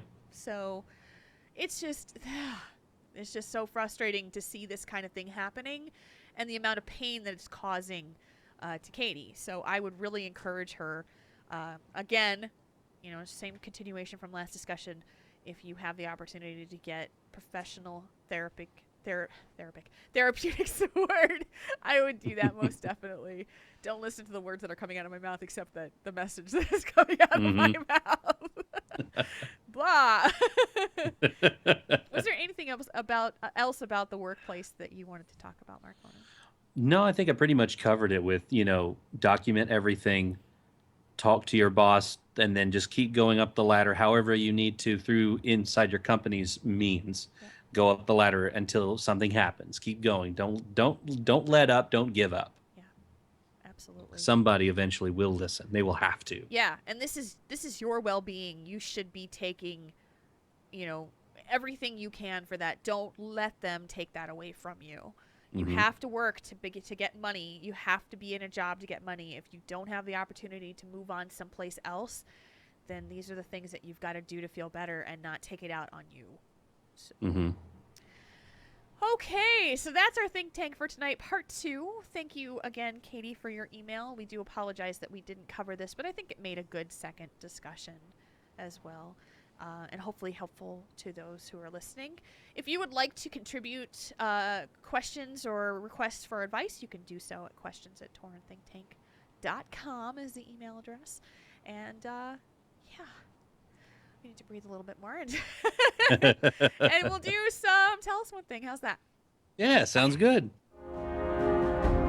We read your submissions because reading your mind would just be creepy. All right, read the first one, sir. All right, this is from Mary A. Lee Scarlett. And this one says, what one non-WoW thing are you looking forward to in 2015? Non-WoW thing. Well, I'm most definitely looking forward to Nerdtacular 2015, which is not WoW necessarily, but yeah. I'm totally looking forward to Nerdtacular because I met so many folks last year that I want to spend more time with, and that's a great place to do it because it's a smaller venue and there's fewer people, and so I'm super excited for that. Gosh, I don't know. I don't really have. I mean, we've got BlizzCon coming, but that's WoW thing. Yeah. I don't know. How about you? I'm stuck. Other than that, hoverboards. It's 2015. By October, we need hoverboards. Did you see that they actually have like there's someone who actually made something like this. You have to be on a Yeah. metal surface for it, but Yeah, the technology is getting there, but remember, those boards don't work on water. they don't, which sucks. They don't, unless you got power. But yeah. So seriously though, next year, oh man, I would like to do. Star Wars. I would. Star Wars, yes, Star in Wars. December. Yes, I would like to do Nerdtacular if I can. I'm going to try to swing it. Definitely BlizzCon. Age of Ultron in May. Age of Ultron, yes. There are no strings on me. I can't wait. Can't wait. That looks so badass. I'm so excited. I Yeah, know. so Age of Ultron, I'm excited Star about Wars. Star Wars. Of course, the other stuff that's coming out in 2015. Oh, Ant-Man. Ant-Man's coming Ant-Man. out too. Yeah. I love Paul Rudd. I like him. Yeah, like him as an actor. And him being Ant-Man, it's going to be cool. I can't wait to see it. Can't Yeah. wait to see it. So movies, yeah, definitely movies. Movies and meetings. Yeah. So that would be awesome. So those are the things I'm looking forward to. They're non-WoW things in 2015. Mm-hmm. Okay. From Lord Melvin, do you think the WoW Battle Chest is viable as a game with all the changes in Warlords? And Blizzard abandoning any balancing pre-Warlords. Okay. The Battle Chest is the whole thing, right? It's all the way up to Pandaria. Okay. So you can get all the way up to level 90. You still have to buy Warlords separately. But the Battle Chests retroactively take you all the way to 90. And, I think it's viable as a game for people who are new to WoW, of course. There's not many guilds running legacy stuff these days, unless they already have the support of a max level character on their account. So if you're a brand new player, you don't know about the legacy guild runs and those people who do the max level stuff per expansion. But I mean, as just a game for someone to test the waters on MMOs or WoW in general or WoW specifically, then yeah, I think it's a good game. Yeah. I mean, you can definitely get the full WoW experience because you get all the dungeons and all the people telling you you can't tank as a Fury Warrior noob. What are you doing? You need a shield, not a staff. You're being dumb. You are wearing intellect plate gear. Yeah, why did you need on the cloth pants? You're a hunter. Mages can't use crossbows. Quit needing. You're not supposed to stand up in the melee healers. Yeah. Stand up, get out of the fire. All that, you get the whole experience for only $20 or whatever it is. So, for starting out, if you're gifting it to somebody who's never had the game before, then have them try out the battle chest. I think it's fine. I mean, you can get all the way to 90 and you can be just fine. I think it's just when you want to progress into Warlords, you have to get it. So, it just depends on who you're buying it for or who's buying it, Yeah. I actually think now, because of the changes they made for Cataclysm, that the leveling experience for a new character is a lot better than it was when you first started. I agree. So, I feel like you could do a whole lot more and, learn the game pretty darn well.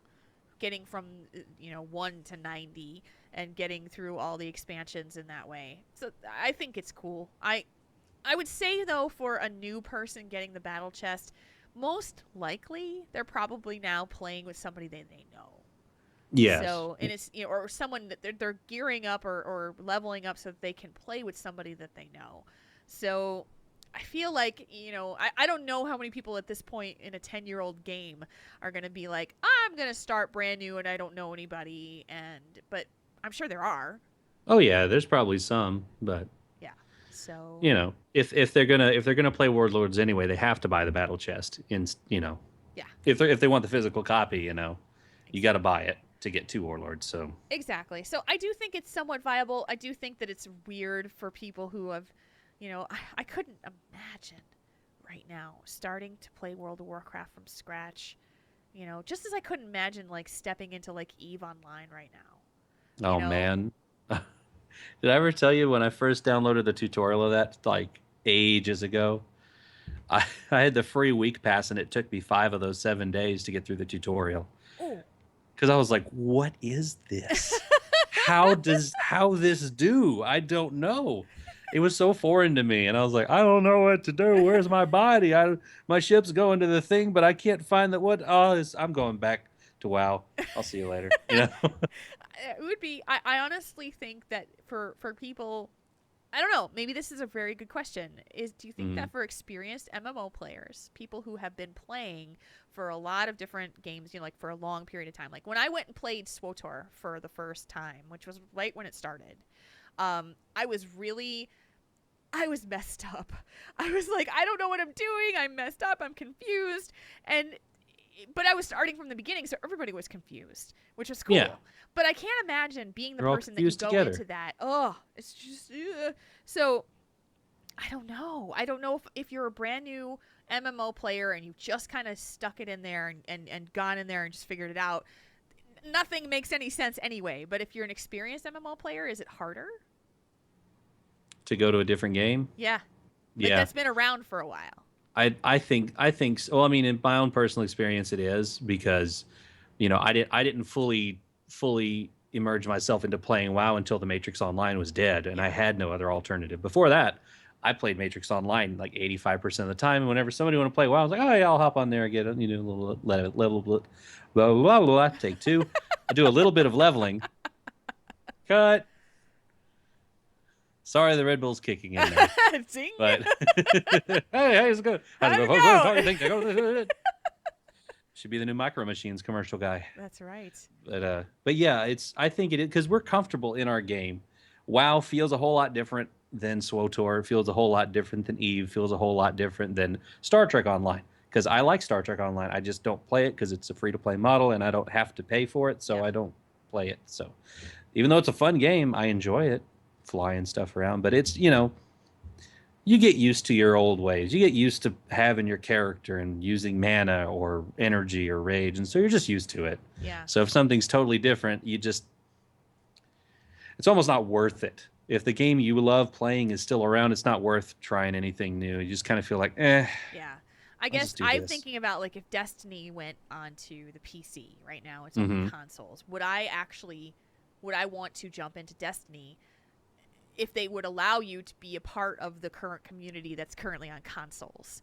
Yeah. And because if not, then you're only part of the community that's on PC. Then it's like starting a brand new game anyway. Everybody's going to be learning unless they played on console first.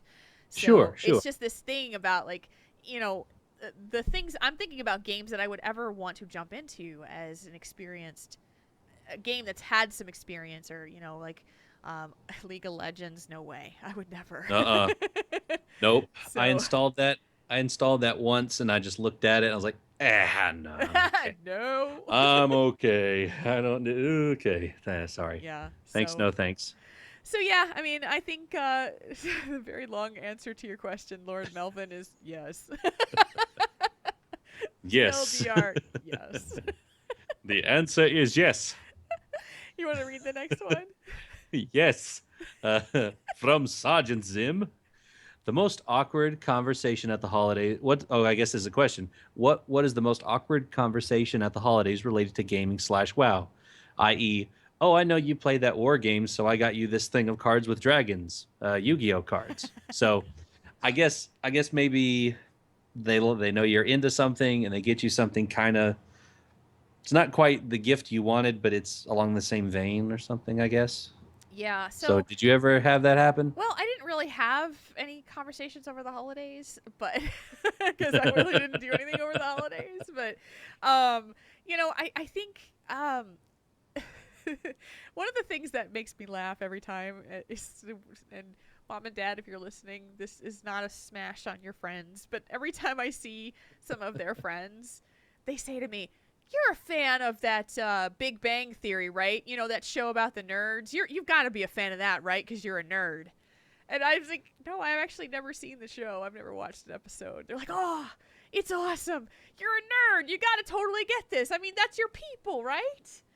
And I'm like, sure. That's kind of the same thing with me. I'm kind of glad you're the same way. It's like I don't need to watch it. I live it.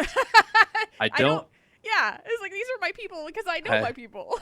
Yeah, I mean, I've seen like a handful of episodes, and it's funny, but it's like general population, laughing at nerd humor. Yeah. You know, I was like, Yeah. ha ha ha, they're nerds. That's funny because I don't know what they're talking about with the Mars lander, but I do, and it's kind of funny. But it's, I don't need to watch it on TV because I just have to get in game and talk to my friends, and it's cool because we're a part of it. You know, it's Yeah. just we're in the inside. We're not on the outside looking in and enjoying it. We're in the middle of it, so we don't need to. So yeah, it's that whole thing about, that's what I usually get is, oh, you're a nerd, you gotta like this. So Mm-hmm. And for me, I didn't really have any awkward conversations. My oldest stepbrother um, plays Blizzard games when he can, and I don't talk to him very often because we're only ever together around Christmas. But I found out he was back in Heart. He was actually, because he taught me how to play Magic the Gathering back in high school. He's big into collectible card games, and he's really smart. He can do the strategies. He knows how to play on a level. He's always at least ranked 10 every month in oof, Hearthstone. I learned it on nice. I learned on Christmas. He's always that good. So I was like, man, you're gonna have to show me how to play sometime. And so I gave him a battle tag, and so we're gonna start talking. So we were talking about goblins versus gnomes and things in WoW. He's just starting to raid on Highmaul. So, and it's cool because I don't get to nerd out very often in real life talking to other people because nobody at work actively plays WoW as much as I do. So it was cool. I didn't really have any awkward conversations because my family they know that I play video games. They know I do podcasting, and they're proud of me. So it's Yeah. not really, I see my family that I see on Christmas several times during the year. I'm fortunate to live not excruciatingly far away, and we can get together every couple of months. Yeah. So it's good in that way. Yeah. And that's a good thing. I think that it's nice. I don't really have anybody in my family that has this kind of interest except for my husband. So it's Yeah. just, yeah. So you just kind of do your thing in quiet. So there you go. Mm-hmm. From Brian K. Did you get any WoW related gifts from family or friends that just don't understand WoW? It's from Icaros from Sentinel's Dirty Deeds Inc. Guild. WoW related gifts? Not really. I don't think I got any WoW related gifts. I mean, my family know me. Like I said, I got the flux capacitor thing, and But I I got think that makes more sense because your parents, your family, they can watch Back to the Future and understand it as something that Yeah. was part of the culture back then, and Mhm. I think that's a little bit easier It than this is. video game where these characters try to kill dragons. Yeah. Well, I think one year I got a time card, like a 60-day time card from somebody. And so, they just they knew it was something that they could get. Yeah. And so that wasn't, I mean, it was a WoW related gift, and it was one that I got to actually use. And one year my wife gave me a certificate for a figure print. So that's how my paladin is a figure print now. I've got my mage and my paladin that are both figure prints. And so she was like, I know you wanted one. Here's the gift receipt for one. So you just go on there and redeem it. So that was cool. So I got one for Kane one year, and the Oh, yeah? the first one they printed was really messed up. It was just, Oh. and so I contacted them, and they actually redid it. So he has now two of Good. them. In his, I think it was from back in Burning Crusade. So he's wearing the mage gear from Burning Crusade. Oh, good. Yeah, it's pretty cool. And when he was still human, before we switched to Horde. So When my husband was human. when my husband was human and not a blood elf. My gosh, the chat room is like scrolling so fast I can barely read them tonight. I know, it's crazy. I didn't get any WoW related gifts this year. Mainly just because I think it's very hard for my family unless I identified something specific that I wanted, like go on Jinx and say this is the link to this what I wanted here. Yeah. Actually, my parents and we save our money for Christmas and Hanukkah. And when we get together, we usually get together once or twice a year. And so when we get together, we go out to a very nice dinner. And we use the money that we would have spent for those holiday gifts to go out to a very nice meal together. And Sometimes that's a lot better than just a little knickknack to put on a shelf. I absolutely agree. And we've had some amazing conversations at those dinners. Things that when you're an adult child and you have conversation with your parents and say, "Did you ever know that I knew about blah blah blah?" It's like What? Yeah, there was one conversation that we had, which I can't share. It's just not appropriate. But let me just say that my parents didn't think that I had seen something that I actually did see, and it was highly inappropriate for me to see, and we were Uh-oh. laughing about it for the entire night. So and scene. Yeah, I was a pretty precocious kid, and I saw more than I probably needed to. Oh, yeah. And your last one. This one comes from Vashta, who is on the Wormrist Accord server. What was your favorite gift to give somebody? This What's your year, favorite gift? the favorite gift to give my sister and I. My sister and I don't really have a lot in common for things that we want. It's hard to buy for each other. So I said, we both have cats. We both have pets. And I thought that it would be really nice. I thought she had adopted her cats from like a humane society, and it turned out she didn't. But I said, why don't we take the money that we would have gotten for gifts for each other and donate that to an animal shelter? Mhm. And she thought that was a great idea. And so because she didn't have an animal shelter that she went through, I took the money that I would have spent on our gift and I donated it to the shelter that we got my little Garrus from. And so I sent them. It's her birthday in December and then Hanukkah. So I sent them $75, and they were like, "Thank you so much." So it's like Merry Yeah. Christmas, and I thought that was really really cool. So, and I just felt good about giving that money to a place to help sick kitties. So find a new Oh, home. yeah. So that's what I did. That's a good way to give it. Yeah. My favorite gift to give a lot of times is just time. Just That's a giving great time, because I like when I went to help my grandparents or help my grandmother decorate the tree, which I'm going to help her take down the tree in another week or so. Yeah. So, because I know she doesn't want it in her living room all year. No. So, so I don't. Time is something. It's something I don't have a lot of most of the year. It's like I have almost none of it during the year. So I try to, like today, I'm able to hang out with Rayanne, so I'm able to give time, and that's something you can't put a price on. Uh, but like for this year, as far as just a gift that I enjoyed giving, we did this thing with my parents, and we bought them meat for Christmas.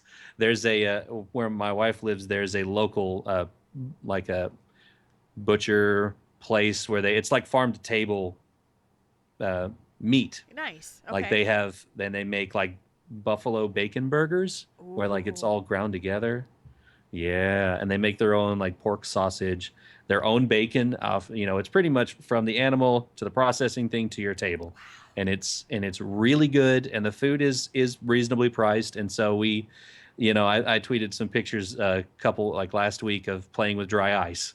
Well, we had lots of the frozen meat to cart up here, so we had about like two big blocks of dry ice. So that's what that's from. But so we bought little coolers, little cube coolers to give, and put the meat in there and just gave it to them. Awesome. So I thought that was cool. It's something they can, just like you save up to go to a meal with your folks. You're giving something that's an experience rather than a physical object. And so when I told them, make sure you let me know how you enjoy all the food, and I hope you do enjoy it. And so that's it gives them an experience. It gives them a time to think about us and being family and everything like that. So I think that's a lot of times that's better than buying just a little knickknack that they didn't know they wanted or they didn't want in the first place.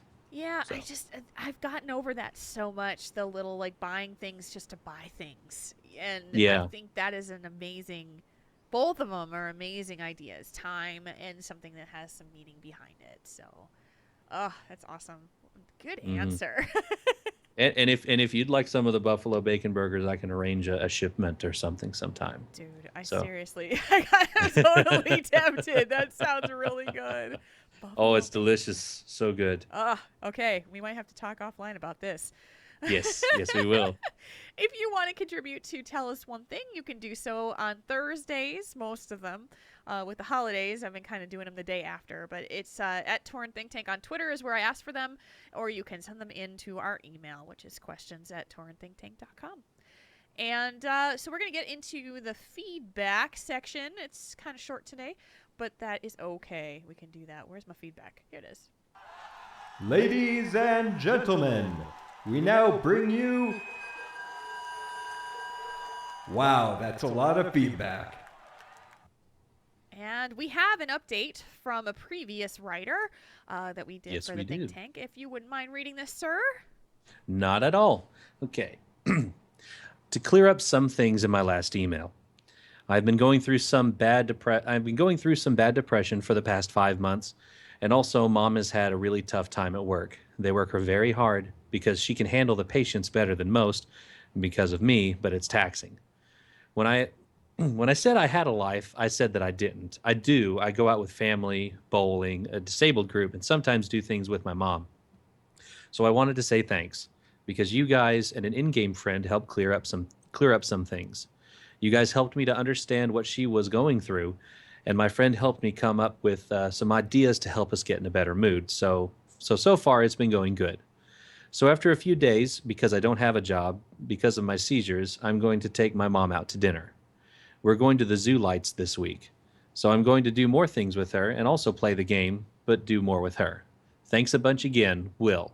P.S. We still have a couple bad days, but all in all, it's been better. That's excellent. So that's good. Will. That's That is very good to hear. This was Will. If you guys don't remember, his email was talking about him working with his mom, who hated World of Warcraft and hated him playing, and felt that it was to blame for a lot of his issues.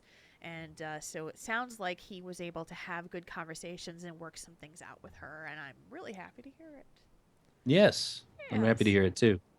We have one piece of feedback from Nerd, who wrote us last week and we wrote it during the reveal of the Triple T Pen Pal program. He said, "Thanks for reading my letter. I'm signing up for the TTT PPP when I get home from work." I love that. You guys kind of like totally co-opted what the chat room did is the Triple T Triple P. And and it's awesome. So I'm really, really happy to hear that. Again, if you wanted to sign up for the Pen Pal program, you still have time. And you can do that at bit.do.pen pal. And you can maybe get matched up with Nerd. Who knows? Because I think he's in there. All right. So we're going to read into the next one. So like, oh, /Moos. Oh my gosh. Where's the show going? Like, I don't know. Where is this show going? It's time for some /Moos. The first one, the post office delivered a package to me on the Sunday before Christmas. So here's a /Moo to Rem and everyone working in the parcel services this holiday season from Will Seiler. Yes, because I had a lot of stuff delivered this year too, and they did a bang up job. They did a really, really great job this year. So /Moo to everybody out there, UPS, FedEx, everything. Oh, yes. Post office, everybody. They worked their butts off this year. Yes, they did. Let's see. We've also got this one's from Iterek. Yep. Is that how you pronounce it? From Iterek, sending my /Moo to @DreadRavenAnzu and the rest of the #PoundFist tracking team. I still need to get my kill. Yeah, it sounds like this Pound Fist tracking has become more of an epic, like, grouping effort than anything else. It's just, it sounds like people are just really coming together to just find where this thing is to get everybody together to kill it. Yeah, I want that mount so bad. I know. Oh. Good luck. It's gonna take a while. I saw the Hobbit, the Battle of the Five Armies yesterday morning, and there's a scene where these guys walk up with these big ogres and just sit down, and I was like, that looks like the Pound Fist mount. I want that. So I was like, I need to get that. I want to get it. Yes. From Deekshin, a big /Moo to my friend _Chris, who's stronger than she knows. Yes, she is. From Mary A. Lee Scarlett. Honestly, I can't think of just one person. If I could, I would like to /Moo everyone who follows me. They are all more interesting and nicer than I am. I don't know about that. And they make my life brighter just by being themselves every day. Oh, what a sweet thing to say to people. I love it. And from Midnight, a warm /Moo to @Lori_CTR for being strong in the face of losing a beloved fur child this week. We love you, Lori. We're so sorry for the passing of your kitty. Yes, yes. I saw that the other day, and I'm very sorry about that. Yeah. I had one more, and then I forgot to pull it out of here, and I'm going to quick grab it because I thought it was awesome, and it was from just a couple days ago. Sure. And it was, let me grab it because it was just a couple days. From Matt Burlingame, he said, so for Winter Veil, I made a 640 helm and sent it to a random low-geared 100 I saw at the Winter Veil tree.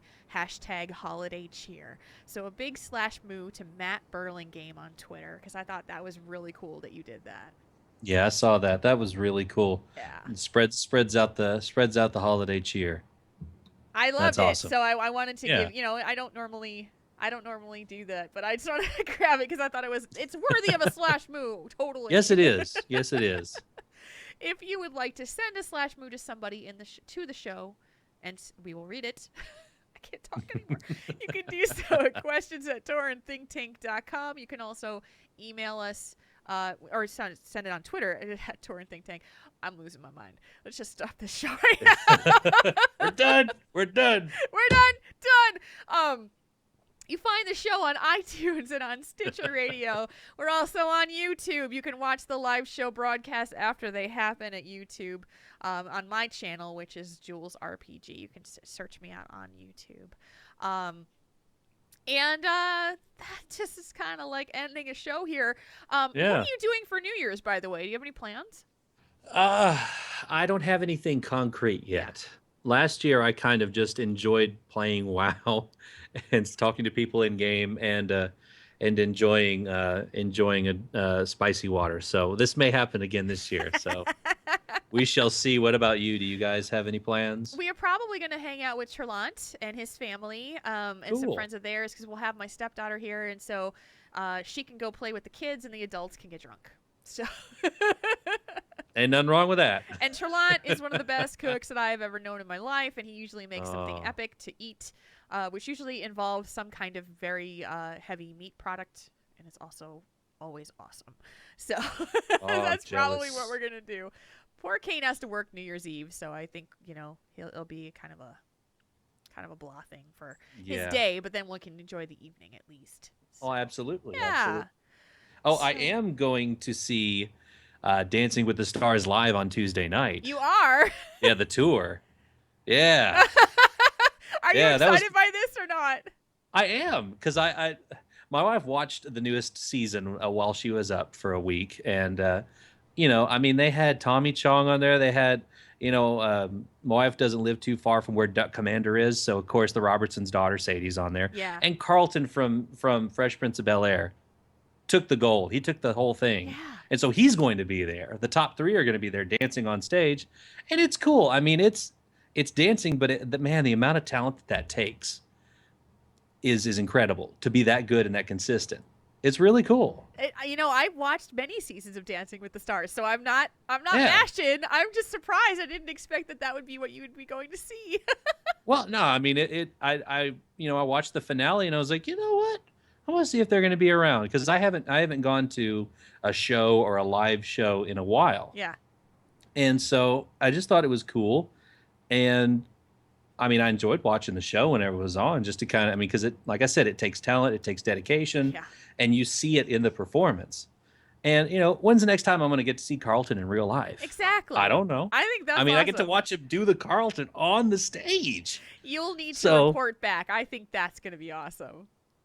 I will. Okay. I will absolutely do that. It's Tuesday night, and that was kind of our Christmas at first. We were going to get each other the tickets. That's kind of what we had used our money for, and then this laptop happened and all this other stuff.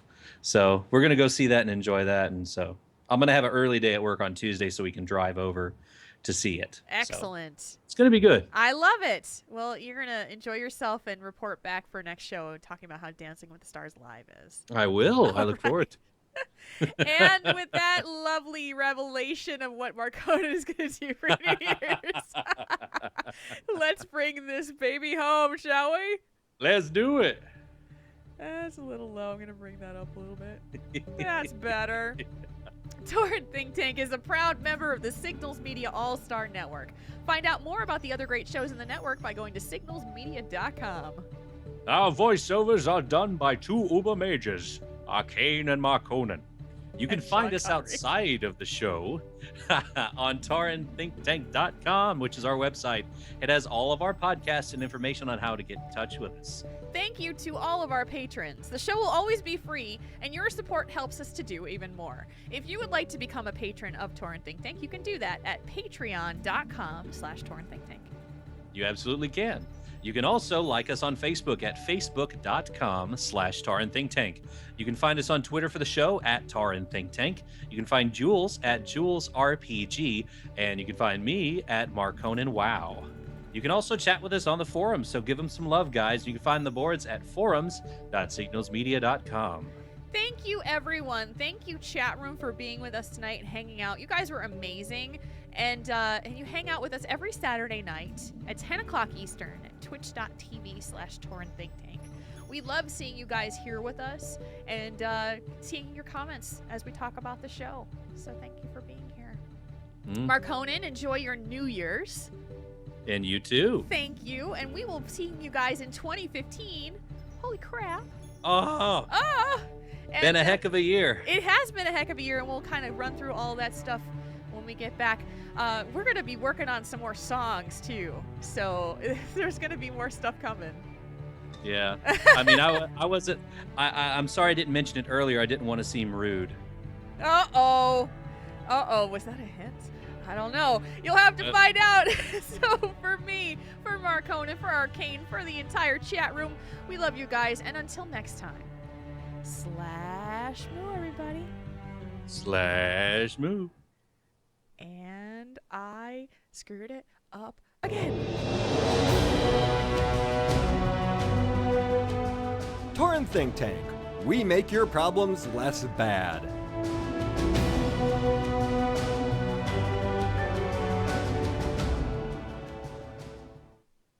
This podcast is a part of the Signals Media All-Star Network. For more information on this and other fine shows, go to signalsmedia.com. It's okay to stick our stuff in your ears.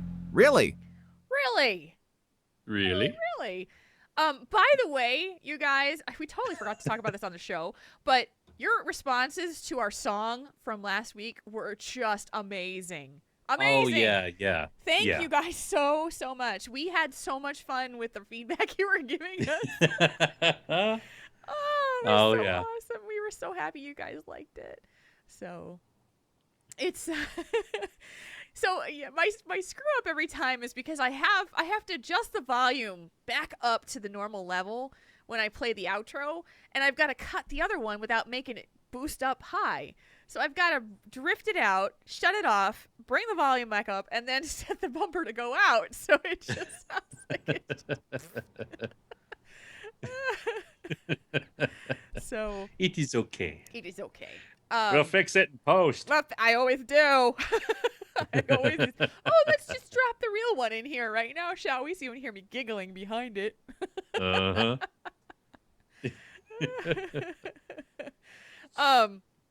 We actually, since we're on and it'll just capture it, we're gonna actually do something live here that you guys are gonna see. But it's for our friends at the Starting Zone. They are celebrating their 100th episode.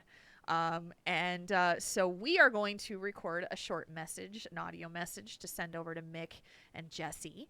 So you guys can just see it because we're just going to do it because it'll record it and then it saves me time. So We're going to do it live. we'll do it live.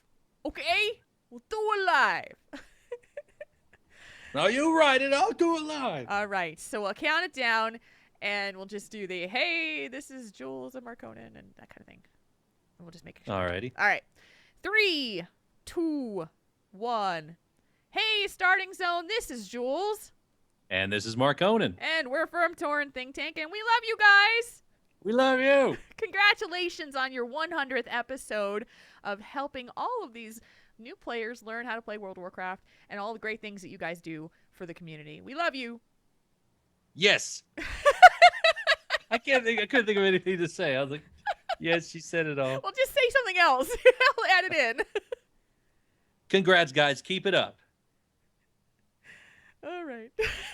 We'll I do don't it know. live, and we'll edit it out. Here's to another 100. Yeah, about 500. 500 more. One down, 500 to go. You got time. All right, I think that's enough. I can play with that. Yeah, if you need me to say anything else, I can just do it real quick. So. No, we'll just use what I've got. That's fine. I would have just used yeah. Yeah. Yeah. What she said. Yeah. Yeah, what she said. She said it pretty good. Oh, Yeah, they did dung 100. They dung 100. Done up had been dung 100. Dung 100. That's how it works. Yep. Oh, chat room. I would have to go back and read all your comments because I didn't even get a chance to see half of them, especially about the bullying. Like the big paragraphs you guys were writing, I saw were amazing. Thank you for sharing your experiences. Hopefully, you're helping each other as a part of the process, and you guys rock. Just Yes, nothing you short of do. it. You rock. Thank you for being here every Saturday. And putting up Thank with you. our antics. Putting up with this. Oh, my goodness. So where are you going to be next Saturday? I may be in Louisiana next Saturday. Yeah. So we'll see. And then the next week, I think I'll be in my new podcasting studio space. So may have some posters on the wall, some knickknacks, something other than like half my room behind me. So we'll see. We'll see. I'm supposed to tomorrow morning when I go back, I'm supposed to kind of move the desk and kind of get it into a place, and I may buy like a bookshelf to put stuff on behind me and that kind of thing. So we'll see. I've got some framing to do. I've got some framing things to do. Oh yeah, you may have to buy a frame. One or two. Yeah. I'm gonna have to now too because I have I have all those voice actor autographed posters from BlizzCon. Oh man. The ones from Diablo, from the voice thing on Diablo and World of Warcraft from this year and last year. I think I may put those behind me as well. Very cool. To kind of do it up nice. So we'll see. Cool. So it'll be kind of cool. Kane and I have to this year. This is going to be the year that we redo the gaming area and get new desks and shelves and put stuff up and make it actually like a nerdy room instead of a mishmash. Right now, I am gaming on an actual wooden table, like a kitchen table, and Kane is on a card table. So, oh yeah. I mean, come on now. We're like 40 years old, 41 years old. We're working on. You need a proper gaming table. Proper gaming table. I need. Get yourself to Office Max and buy something. Thanks, Bubba. Well, he kind of came out last week for a little bit, but he did actually. Our patrons got a chance to hear from Bubba this week. They did. Just a little bit. So. Oh my goodness, what was the? Oh yeah, I guess I'm to talk to you about off the stream about. And all right, cool. Awesome. So we will be. That's all I've got. So. Yeah. Got anything else for these lovely people? Have a great week, folks. Enjoy your New Year's. Be safe. Please be safe. Have a designated driver, or stay the F where you're at until you go to sleep and wake up. Yes. One of those two things. So, be safe. Enjoy yourselves, and I guess we'll see you in 2015. Awesome. Oh, hey, my mom's in the chat room. Hey, Hi, Mom. Yay! Your mom's here. My mom's here. It's awesome. You guys have a wonderful 2014 ending and a great beginning to it. We'll see you next year. Yep. See you next year. /moo, everybody. /moo.